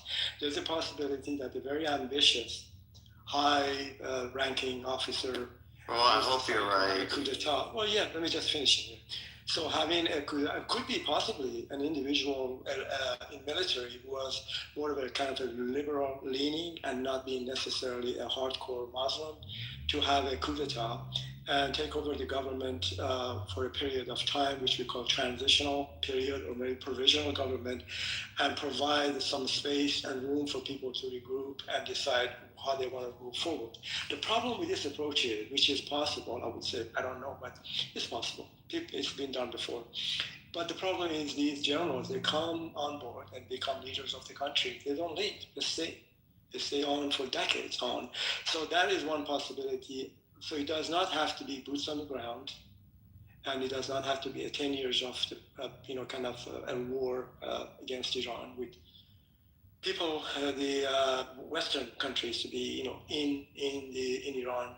So that's the other possibilities too. But we might be surprised actually what they may unfold. I don't know what, but hopefully the less blood, the better it's going to be.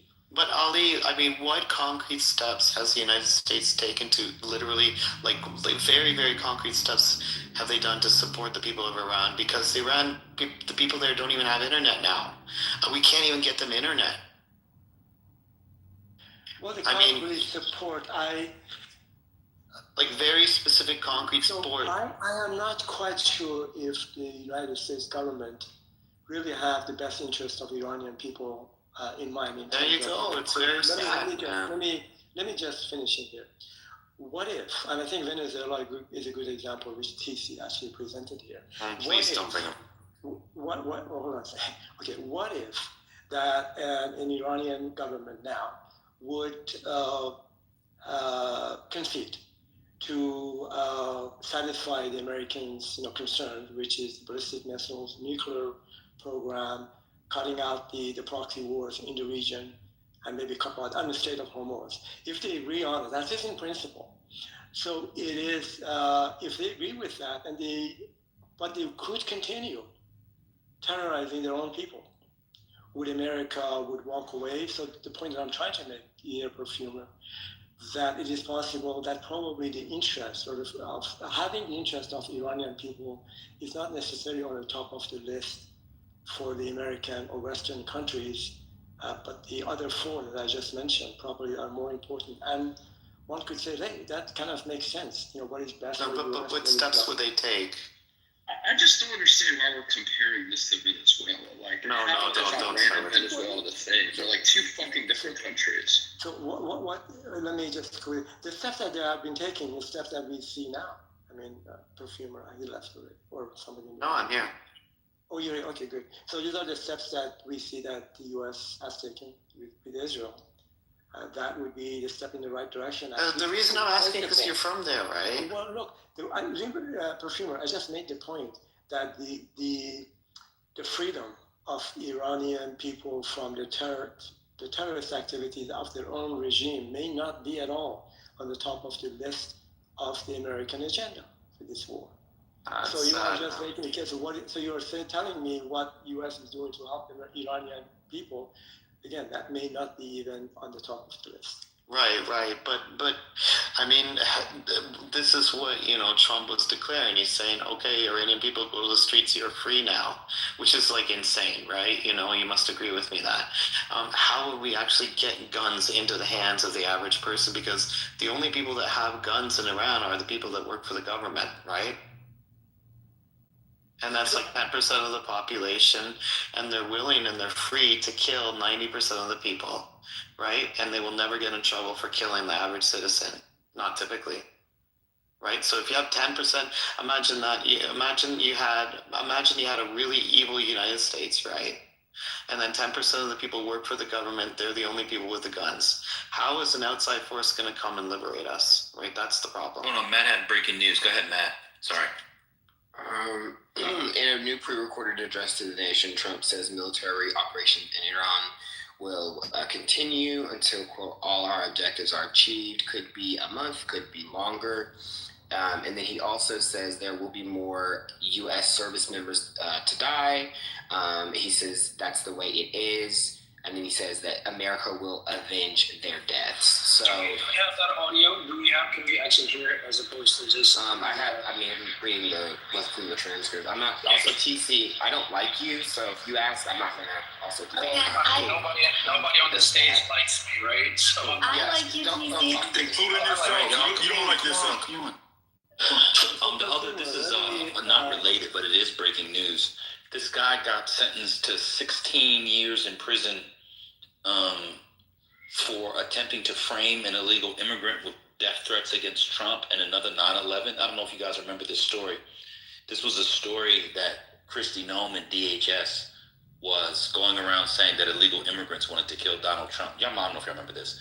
And also blow up America. And it was a guy who had a beef with someone who he thought was an illegal immigrant. And they found out that he was a citizen that did it. And they found out he made up the story. So one way they knew he made up the story was because the other guy doesn't speak or write in English. This was one of the stories that DHS was running around talking about illegal immigrants want to kill Americans. And it was an American who did it. He got 16 years in federal prison. Matt, I can play it if you don't want to. Yeah, Ben, where can I find it? I don't have the link to it. I just read the transcript. Okay. Let me see. Where is it at? I mean, this is 5 minutes. Actually, it's on X, the whole video. 5 minutes and 32 seconds. They just put and it some of on these other Fox. things. I can play it. Go ahead, Neil. Thank you very much. Over the past 36 hours, the United States and its partners have launched Operation Epic Fury, one of the largest, most complex, most overwhelming military offensives the world has ever seen. Nobody's seen anything like it. We have hit hundreds of targets in Iran, including Revolutionary Guard facilities, Iranian air defense systems. Just now, it was announced that we knocked out 9 ships plus their naval building, all in a matter of literally minutes. Iran's formerly supreme leader, Ayatollah Khamenei, is dead. This wretched and vile man had the blood of hundreds and even thousands of Americans on his hands and was responsible for the slaughter of countless thousands of innocent people all across many countries. Last night, all over Iran, the voices of the Iranian people could be heard cheering and celebrating in the streets when his death was announced. The entire military command is gone as well, and many of them want to surrender into saving their lives. They want immunity. They're calling by the thousands. Combat operations continue at this time in full force, and they will continue until all of our objectives are achieved. We have very strong objectives. They could have done something 2 weeks ago, but they just couldn't get there. Earlier today, CENTCOM shared the news that 3 U.S. military service members have been killed in action. As one nation, we grieve for the true American patriots who have made the ultimate sacrifice for our nation, even as we continue the righteous mission for which they gave their lives. We pray for the full recovery of the wounded and send our immense love and eternal gratitude to the families of the fallen. And sadly, there will likely be more. Before it ends, that's the way it is. Likely be more, but we'll do everything possible where that won't be the case. But America will avenge their deaths and deliver the most punishing blow to the terrorists who have waged war against basically civilization. They have waged war against civilization itself. Our resolve, and likewise that of Israel, has never been stronger. America is now, again, the richest, most powerful nation in the world by far. But the only reason we enjoy the quality of life that we do and the freedom and security is we have done things that others are unable to do. But it's because of warriors who are willing to lay down their lives to do battle with our enemies. And they do battle better than anybody. An Iranian regime armed with long-range missiles and nuclear weapons would be a dire threat to every American. We cannot allow a nation that raises terrorist armies to possess such weapons that would allow them to extort the world to their evil will. We're not going to let it happen. It's not happening to us, and we're not going to let it happen to others. The United States has the strongest military the world has ever seen. I rebuilt our military in my first term. There's never been a military like we possess. And frankly, there's nobody even close, but we are now using that military for good. We want to have it for good purpose. We're undertaking this massive operation not merely to ensure security for our own time and place, but for our children and their children, just as our ancestors have done for us many, many years ago. This is the duty and the burden of a free people. These actions are right and they are necessary to ensure that Americans will never have to face a radical, bloodthirsty terrorist regime armed with nuclear weapons and lots of threats. For almost 50 years, these wicked extremists have been attacking the United States while chanting the slogan, "Death to America," or "Death to Israel," or both. They are the world's #1 state sponsor of terror. We are the world's greatest and most powerful nation, so we can do something about what they do. These intolerable threats will not continue any longer. I once again urge the Revolutionary Guard, the Iranian military, police, to lay down your arms and receive full immunity or face certain death. It will be certain death. Won't be pretty. I call upon all Iranian patriots who yearn for freedom to seize this moment, to be brave, be bold, be heroic, and take back your country. America is with you. I made a promise to you, and I fulfilled that promise. The rest will be up to you, but we'll be there to help. Thank you. God bless you to our incredible warriors, and God bless the United States of America. Thank you. So the rest is up to you. Yeah, with your sticks and fucking rocks. Yeah. I'm gonna say this. If something take over happens the to my government. cousin Charles or Tiffany, who are currently TC will lead them. I got something waiting for you motherfucking MAGAs who are fucking praising this shit. If something happens to my fucking cousins, I will fuck some of you MAGA motherfuckers up. So let's hope and thoughts and prayers together for y'all's fucking sake, bitch. How about that, MAGA? I haven't said much during this whole shit. I just been listening for a couple days, but when you hear him speaking the way he's speaking, right? Some of you guys may have to die, but that's a sacrifice I'm willing to make. Right? I, the 6-time draft dodger, am willing to make. Right? And then directly after talking about the honorable death of soldiers that have shown their allegiance to a country by making an sacrifice, and to follow that up with we're the richest country ever. As if there's a direct correlation. I don't know if you guys follow the logic in that speech writing pattern, right? First we talk about the death of honorable soldiers that contributed their fucking lives to this fucking country, right? To their loyalty to this country led to their demise, right? And then we directly correlate that with, but we're the richest country ever. I yield, bro. Then I had somebody, Gemini, and I had somebody trying to tell me I stated the transcript of what he said. We'll play it. Did he say it? He didn't say it. He said it. That's what Trump said. He doesn't give a fuck about any of our brothers, sisters, cousins, aunts, uncles, relatives, friends, loved ones being sent off and being killed by this disgusting ass, retarded ass motherfucking terror plot him and his butt boy BB are doing in fucking Israel. Who, by the way, I heard left Israel to go hide because he's a pussy. He starts shit and then runs off and hides, right? These motherfuckers don't give a fuck if our family members fucking die. And then you have his sycophants praising this bullshit as if this is exactly what should happen. And by the way, a week ago tweeted, Cuba will be next. This is mentally fucking retarded. These people are so, and I really don't understand why we want to have conversations with them.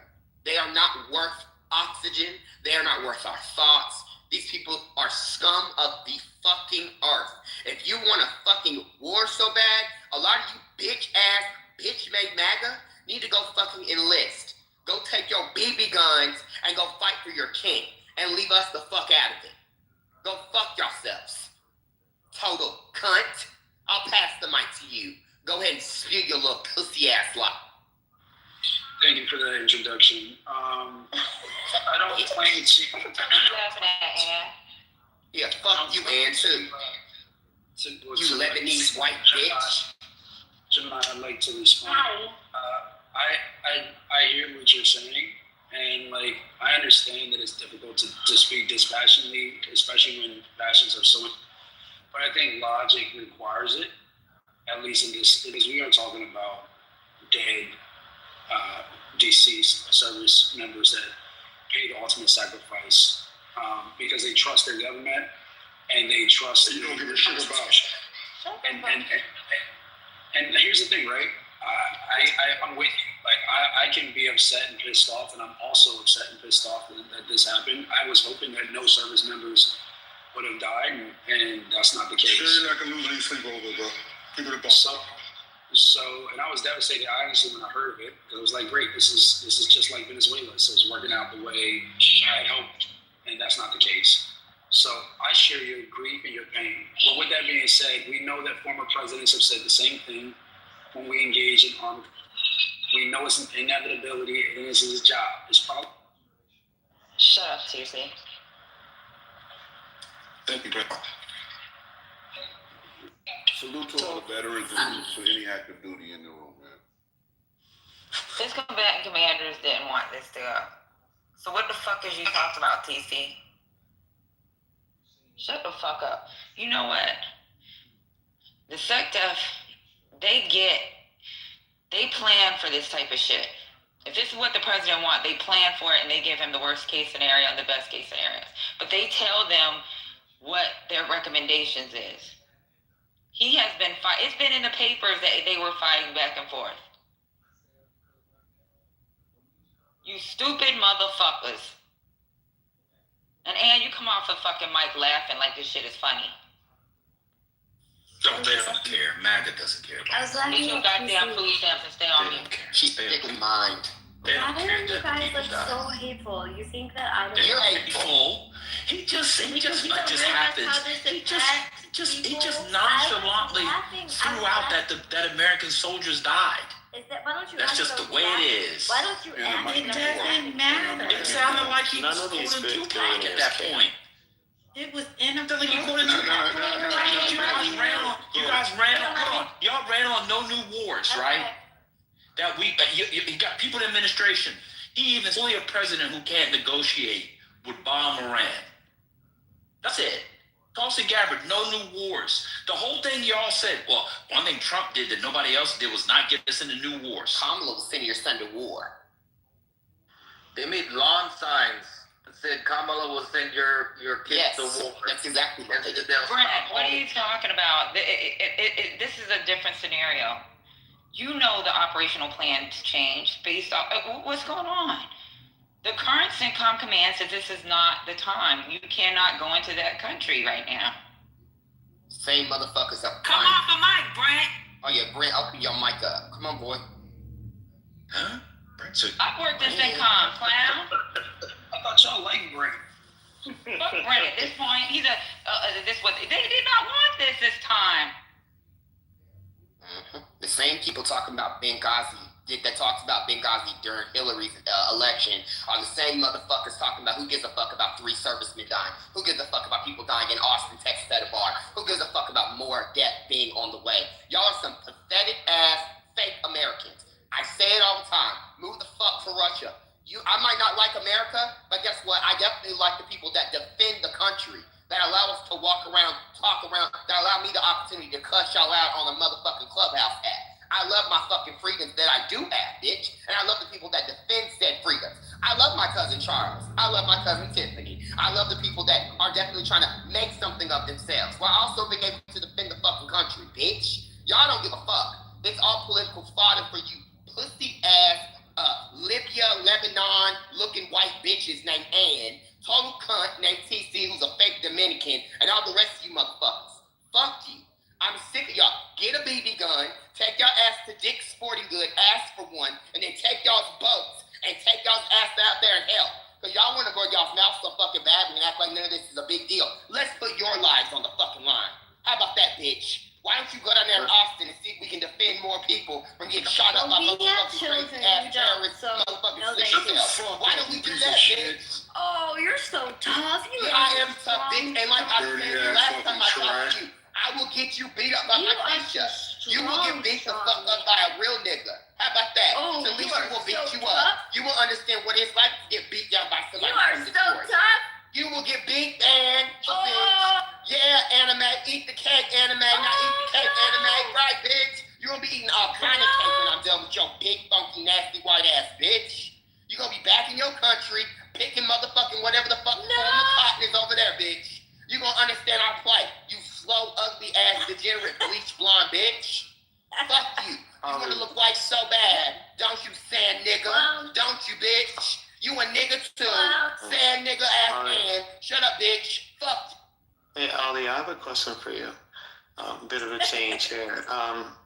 My question is, like, do you think, let's say, if all of us, Canada included, likely looks like it's going that way, my country, United States, UK, France, if hypothetically, and it seems this way again, we bomb the fuck out of all the infrastructure of the military, infrastructure of Iran, do you think, I'm asking from a moral point of view, and you're from Iran, so I'd like to know your perspective, do we have a responsibility to put troops on the ground?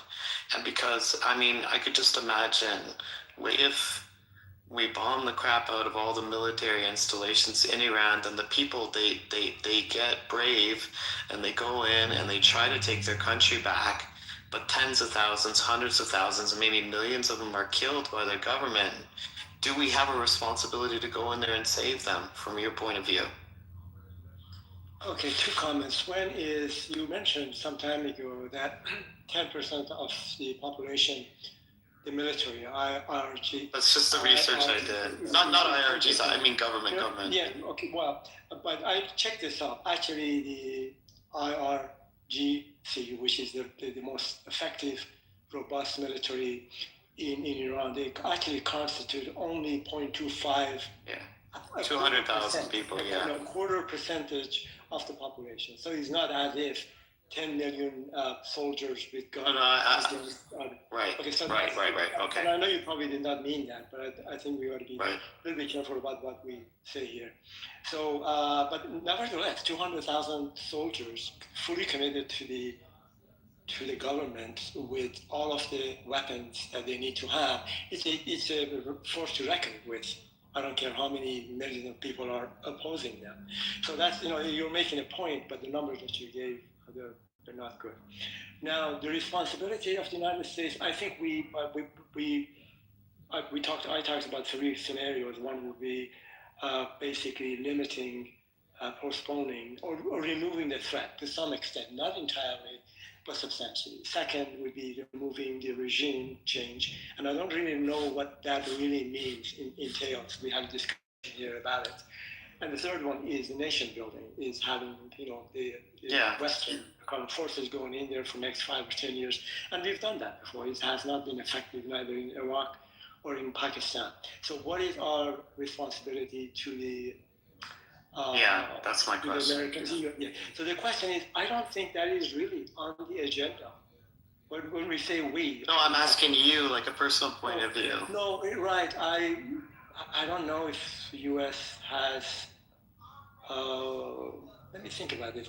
I think by doing what's being done right now, this is the best we can do to provide a window, an opportunity, although a difficult one, for the Iranian people to continue what they need to do to remove this regime. I don't think beyond that, what we can do once the new regime is in place, we can help them. That's why I'm asking for the details, because I hear this all the time from a lot of people, like, what does that look like, you know? Because Trump said in his speech there, that's his goal, to basically change the regime.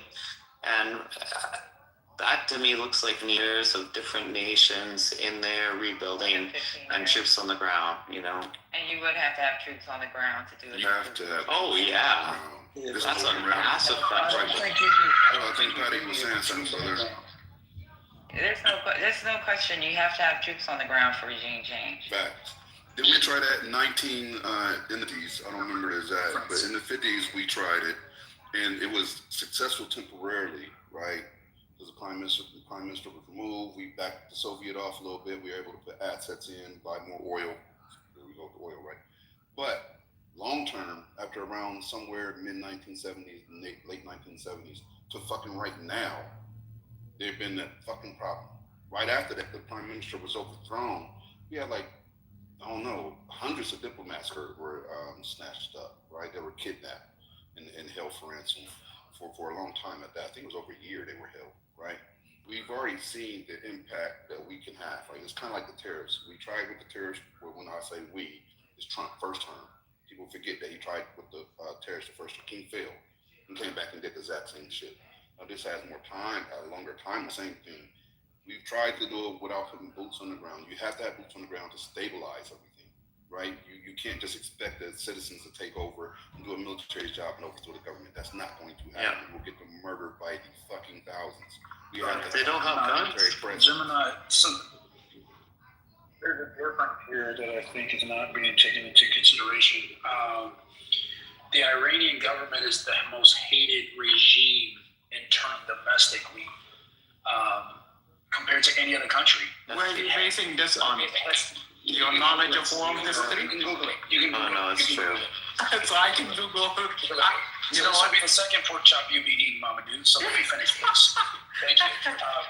Let me finish. So I think that creates a little bit of a difference, Gemini, is that you have a motivated list that have a deep-seated, harbored hate for their government, and such that this is not the first time that they went to the streets knowing full well that some amount of them will end up dying, and that's not enough to stop them from going to the streets. I think that has to be taken into consideration. I think it is very likely that with the American military behind efforts on the ground by the citizens of Iran to overtake and overthrow their government, I think the likelihood increases because of those factors. But just because they hate our government doesn't mean they don't hate us. So that doesn't make sense.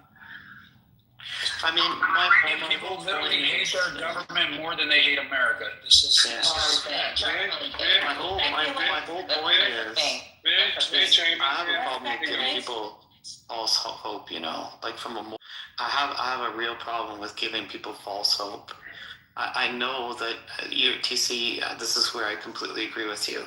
The vast majority, like I used to live in Vancouver, there's got to be 200,000 Persians there. Every single one of them hates their government. It's got to be 1 million Persians in Toronto. Every single one of them. Every time I've ever talked to any Persian, except for on this app, people that probably actually work for the IRGC or something like, whatever, they all hate their government. And I just hate to give them so much false hope. And as bad as it sounds, like, I don't know, I don't want to sacrifice people's lives, but like the war is taking place in their country. It just seems morally wrong to give them false hope and then let them to start to fight against the government and then leave them abandoned and let them get massacred. Somebody wanted to go ahead. You can go ahead. I want to Can I? Sure, go ahead. So, hi everyone. just wanted to a few things here. I've been listening, and I think there are a lot of good points moving around. And I lived 26 years in Iran and moved to US, and I've been living here for another 12 years. So 1/3 of my life here, 2/3 of my life in Iran. And I just want to mention, yes, the government is hated. About like 80% of the people, even the people who are religious, not all of them, they hate this government, and they actually blame, the government that people start like not being religious in Iran. So that part is true. Another part that I don't hear anyone talks about, which I think will add more nuance why this investment is being made, because I do agree, Trump or whoever is making this decision, they're not going in for helping Iran or Iranian people. I mean, it doesn't make sense. Why would any country wants to have their dead for other people? It doesn't make sense. But what's not mentioned here is in that region, the whole region, except for Israel, the whole Middle East region, the people of Iran are the single country that the majority of the people are pro-West, pro-US. That's right. Israel. And that's the part that is, I don't hear that talk about. So when you look at that, I did just say it. When you look at that, and when you look at the fact that, this is just like an interesting era with China and Russia, and that's an investment for the US in that region for a country whose people are a natural ally to the US. So that's all I wanted to say. I think that brings some nuance to this discussion. That's so important. Like the Persian people, every Persian, tell me this is not true, Roy, but they're not religious, generally speaking. Like the Persian people, their history is 5,000 years old. A lot of them view Islam as like an invading ideology into their country. They don't view themselves as natural Islamic people. Like Arabs, their culture begins with Islam. Right? Well, the Persians, they view it as like a recent new introduction to their culture. I can add more nuance. My family is religious, right? So I'm from Iran. My family is religious, and this is one of the most interesting 36 hours of my life, because I grew up. I mean, have you guys watched Jojo Rabbit? I mean, it's kind of about me. I grew up like wanting to see the sky. I grew up like writing poems for the sky. And now I see him, dead, and I'm happy, and at the same time, this like emotional turmoil is going on inside me. And my parents still, are unhappy. They're like, I mean, I haven't had a chance to speak with them, but like, they see him as still their leader or whatever. But what I'm going to tell you is there is a sizable, I don't know the percentage. It's not beyond 50%. It's not below 20%. The sizable population. Is it the younger people versus the a little bit older people? It's probably urban versus rural. None of those really. I mean, I don't think it's like that in the U.S. So it's there. We don't know, but there is a sizable religious people in Iran, and part of that it took place. It goes back to the grandfather of Reza Pahlavi, who kind of tried to force Islam out of Iran, and it kind of backfired. And there's like a huge, and right now, not right now, but like there is a sizable populace in Iran who are Muslims. And if I look at that, I would say, I don't know exact data, I would say 50% of them are with Iranian people against the regime, because they see this regime as kind of like enemy of Islam as well. And there is 50% of them that they're still with the government and they're still religious. Roy, Roy, can I ask you a question real quick? Go ahead. So, and this is my understanding, and if I'm wrong, correct me, because I'm not completely solid on it. So that's what I'm asking. From what I understand, though, like they have already been when I say they, the Iran as a state government has been very suppressive of any protests, like way before this, right? That they would shoot them, execute them, mass imprisonment. Then after they imprison them, do public executions to try to suppress. They would take the internet away so they couldn't really work together, and that they have very strict firearm laws there as well, right? Yes. So if we have that, then how could the USA expect an already suppressed group to topple even a weakened state? So Right? I mean, I don't see how that plays out. I mean, I'm not an expert, but I have some theories, and I have been reading about this. Here's how it plays out. First of all, you have to pay attention that, once you see, so these people who actually perform these atrocities against Iranian people, these are people as well, right? The reason they're doing this, most of them are not actually because, they love the regime. They're also poor. And they are also, if they don't do it, they might get killed themselves. And if they don't do it, they might not have income for their family, right? So when they look around, they see Khamenei is gone. They see the overwhelming force against this regime by the US, by other countries, and they see people cheering. They will mentally be challenged to continue. They will say, hey, things are changing. Let me jump on board. Let me lay down my arm. If you see, Trump says it. No, I follow that aspect. They're going to be. They're going to. So I mean, that's the hope. But there's a so that's the feelings. hope. So that's what's. But Roy, what I'm trying to say is this. Let me finish. I'm sorry. Go ahead. So that's what's theory here. I think everyone's theory here is they're going to be overwhelmed and they want to kind of jump on board, and people will come to street, and there is common messaging from Trump, Reza Pahlavi, and also Bibi Netanyahu, and that is the plan. Without any boots on the ground, to be able to have a new government in Iran. So that's the plan. I understand that they're going to be. I understand they're going to be influenced, and I want to be optimistic about it, right? I'm a realist at heart, right? That's just how I'm designed. So with that being said, optimistically, everybody, the Americans are helping us. This is our time. We take up arms. We go against the state. We overthrow, right? But if you're poorly armed, poorly trained, already suppressed, facing someone that is used to being your oppressor, this is their role and has been for a long time.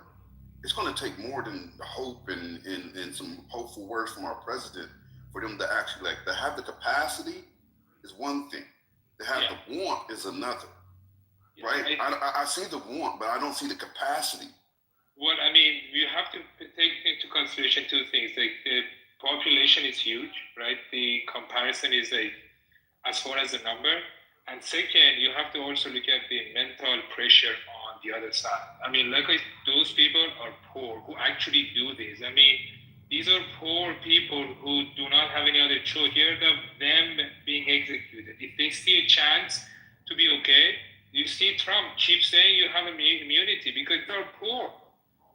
Most of these people who are actually doing this, they are not because, oh my God, I love Islam or I love this regime. They have no other choice. This is a fucked up situation that has created this situation. If you ask me, those people who are actually shooting Iranian, those are some type of victims as well. Not to the same level that those young people who were massacred, but still those are also victims of this situation, and they will put down their arms. So you have to pay attention to everything. So they make the majority or the overwhelming number of people on one side, and the other side psychologically, and the fact that they are going to see, and a lot of them are going to switch sides. So that's the theory. Sure. So Roy, thank you for that. Let me just make a couple of scenarios in here. What you just said, you made actually 3 points. The very first one, it is highly possible that individual could be a Muslim, a good Muslim or a Muslim, but not necessarily be supportive of the government. I mean, they're not mutually exclusive. There could be separate things. So it's the population of Iran. I think about 95% or more are Shia Muslims, and the religion being there for a long time, 1400 years. And so it's deeply rooted in the culture and the spiritual kind of way of life in Iran. I think you mentioned about your parents as well too. So it is possible that the religious people, whether culturally religious or seriously religious, they keep their religion but not be supportive of the government. I think that's the people do often just miss. People often mix this thing, and that's good to separate that. And number two, yes, it is possible that, and it happened before actually, that the soldiers actually shooting at the people. And I'm putting aside IRGC aside for a moment. These are elite fighters being well paid, well trained, and they're fully committed to support, protect the government, Islamic Republic of Iran. So they are not going to be the one actually putting their weapons down. But certainly the rest of them, about maybe 1 million people in some form of a kind of function, the police, and they could possibly put their arms down and say, look, we're not going to shoot our own people. And now we understand the tides are changing, and our sustenance, it may not come from the government, so there is a hope to join the people and of their armed way.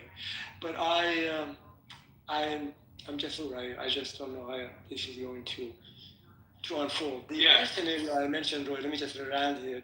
There's a possibility that maybe one or two, perhaps one very strong military man who may be more liberal, not having a serious religious tendencies, and also being extremely ambitious to have a coup d'etat in Iran and taking over the government and becoming the leader. That's probably not a bad outcome, except majority of these types of coup d'etats and generals coming on board, they are very hesitant at times. They just don't leave. They stay on for decades. So that would be another possibility that could happen.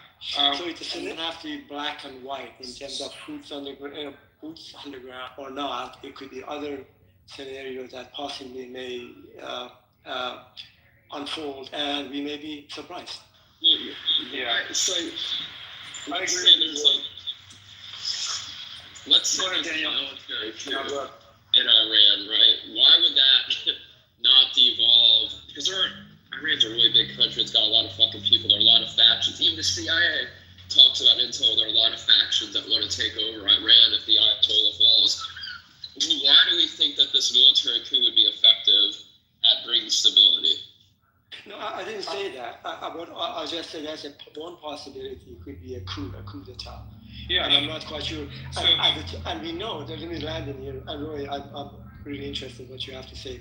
What I'm trying to say is that, let me just land in here, that when we have these types of situations, not all the time, but mostly, the generals come on board, take the leadership, and they won't go away. We've seen it happen in particularly Middle Eastern countries. So that's an outcome, and brings some stability, actually. But anyway, Roy. I mean, yeah, thank you. I mean, I think when I'm looking at this scene, I mean, I have my hope for one scenario, but when we want to kind of see what's going to happen, we can look at the outcome and see who have the agencies here. The four players here are U.S., Israel, people of Iran, and this regime. I don't see any other player. Even China and Russia have backed down. It used to be different, in the last few times that they were uprising, they were more involved. So these are only four agencies. And when you look at messaging from US and Israel, they're trying to increase the agency of Iranian people. So that's the messaging that is coming, and the agency of Iranian people started to take place. I mean, it's very important, the fact that is common ground as far as what Iranian people want. What Iranian people want is a transition government shown by what they chant in Iran and Iran. They want this guy, Reza Pahlavi, who is the son of the last king, to do the transition power. And if you listen to everything this guy says, there is no, as far as what he presents, as far as a legit transition government. So, I mean, he's saying all the right things. He's doing all the right things. His messaging is very consistent, right?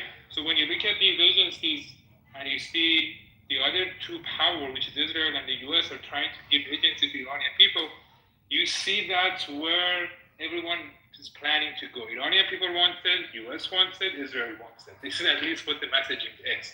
So that's the goal. But there are other possibilities. One possibility is that this regime will be able to, sustain against US power and also Iranian people and take control, which I think is very unlikely because I know the military power in the US and military power in Iran, they're just not comparable.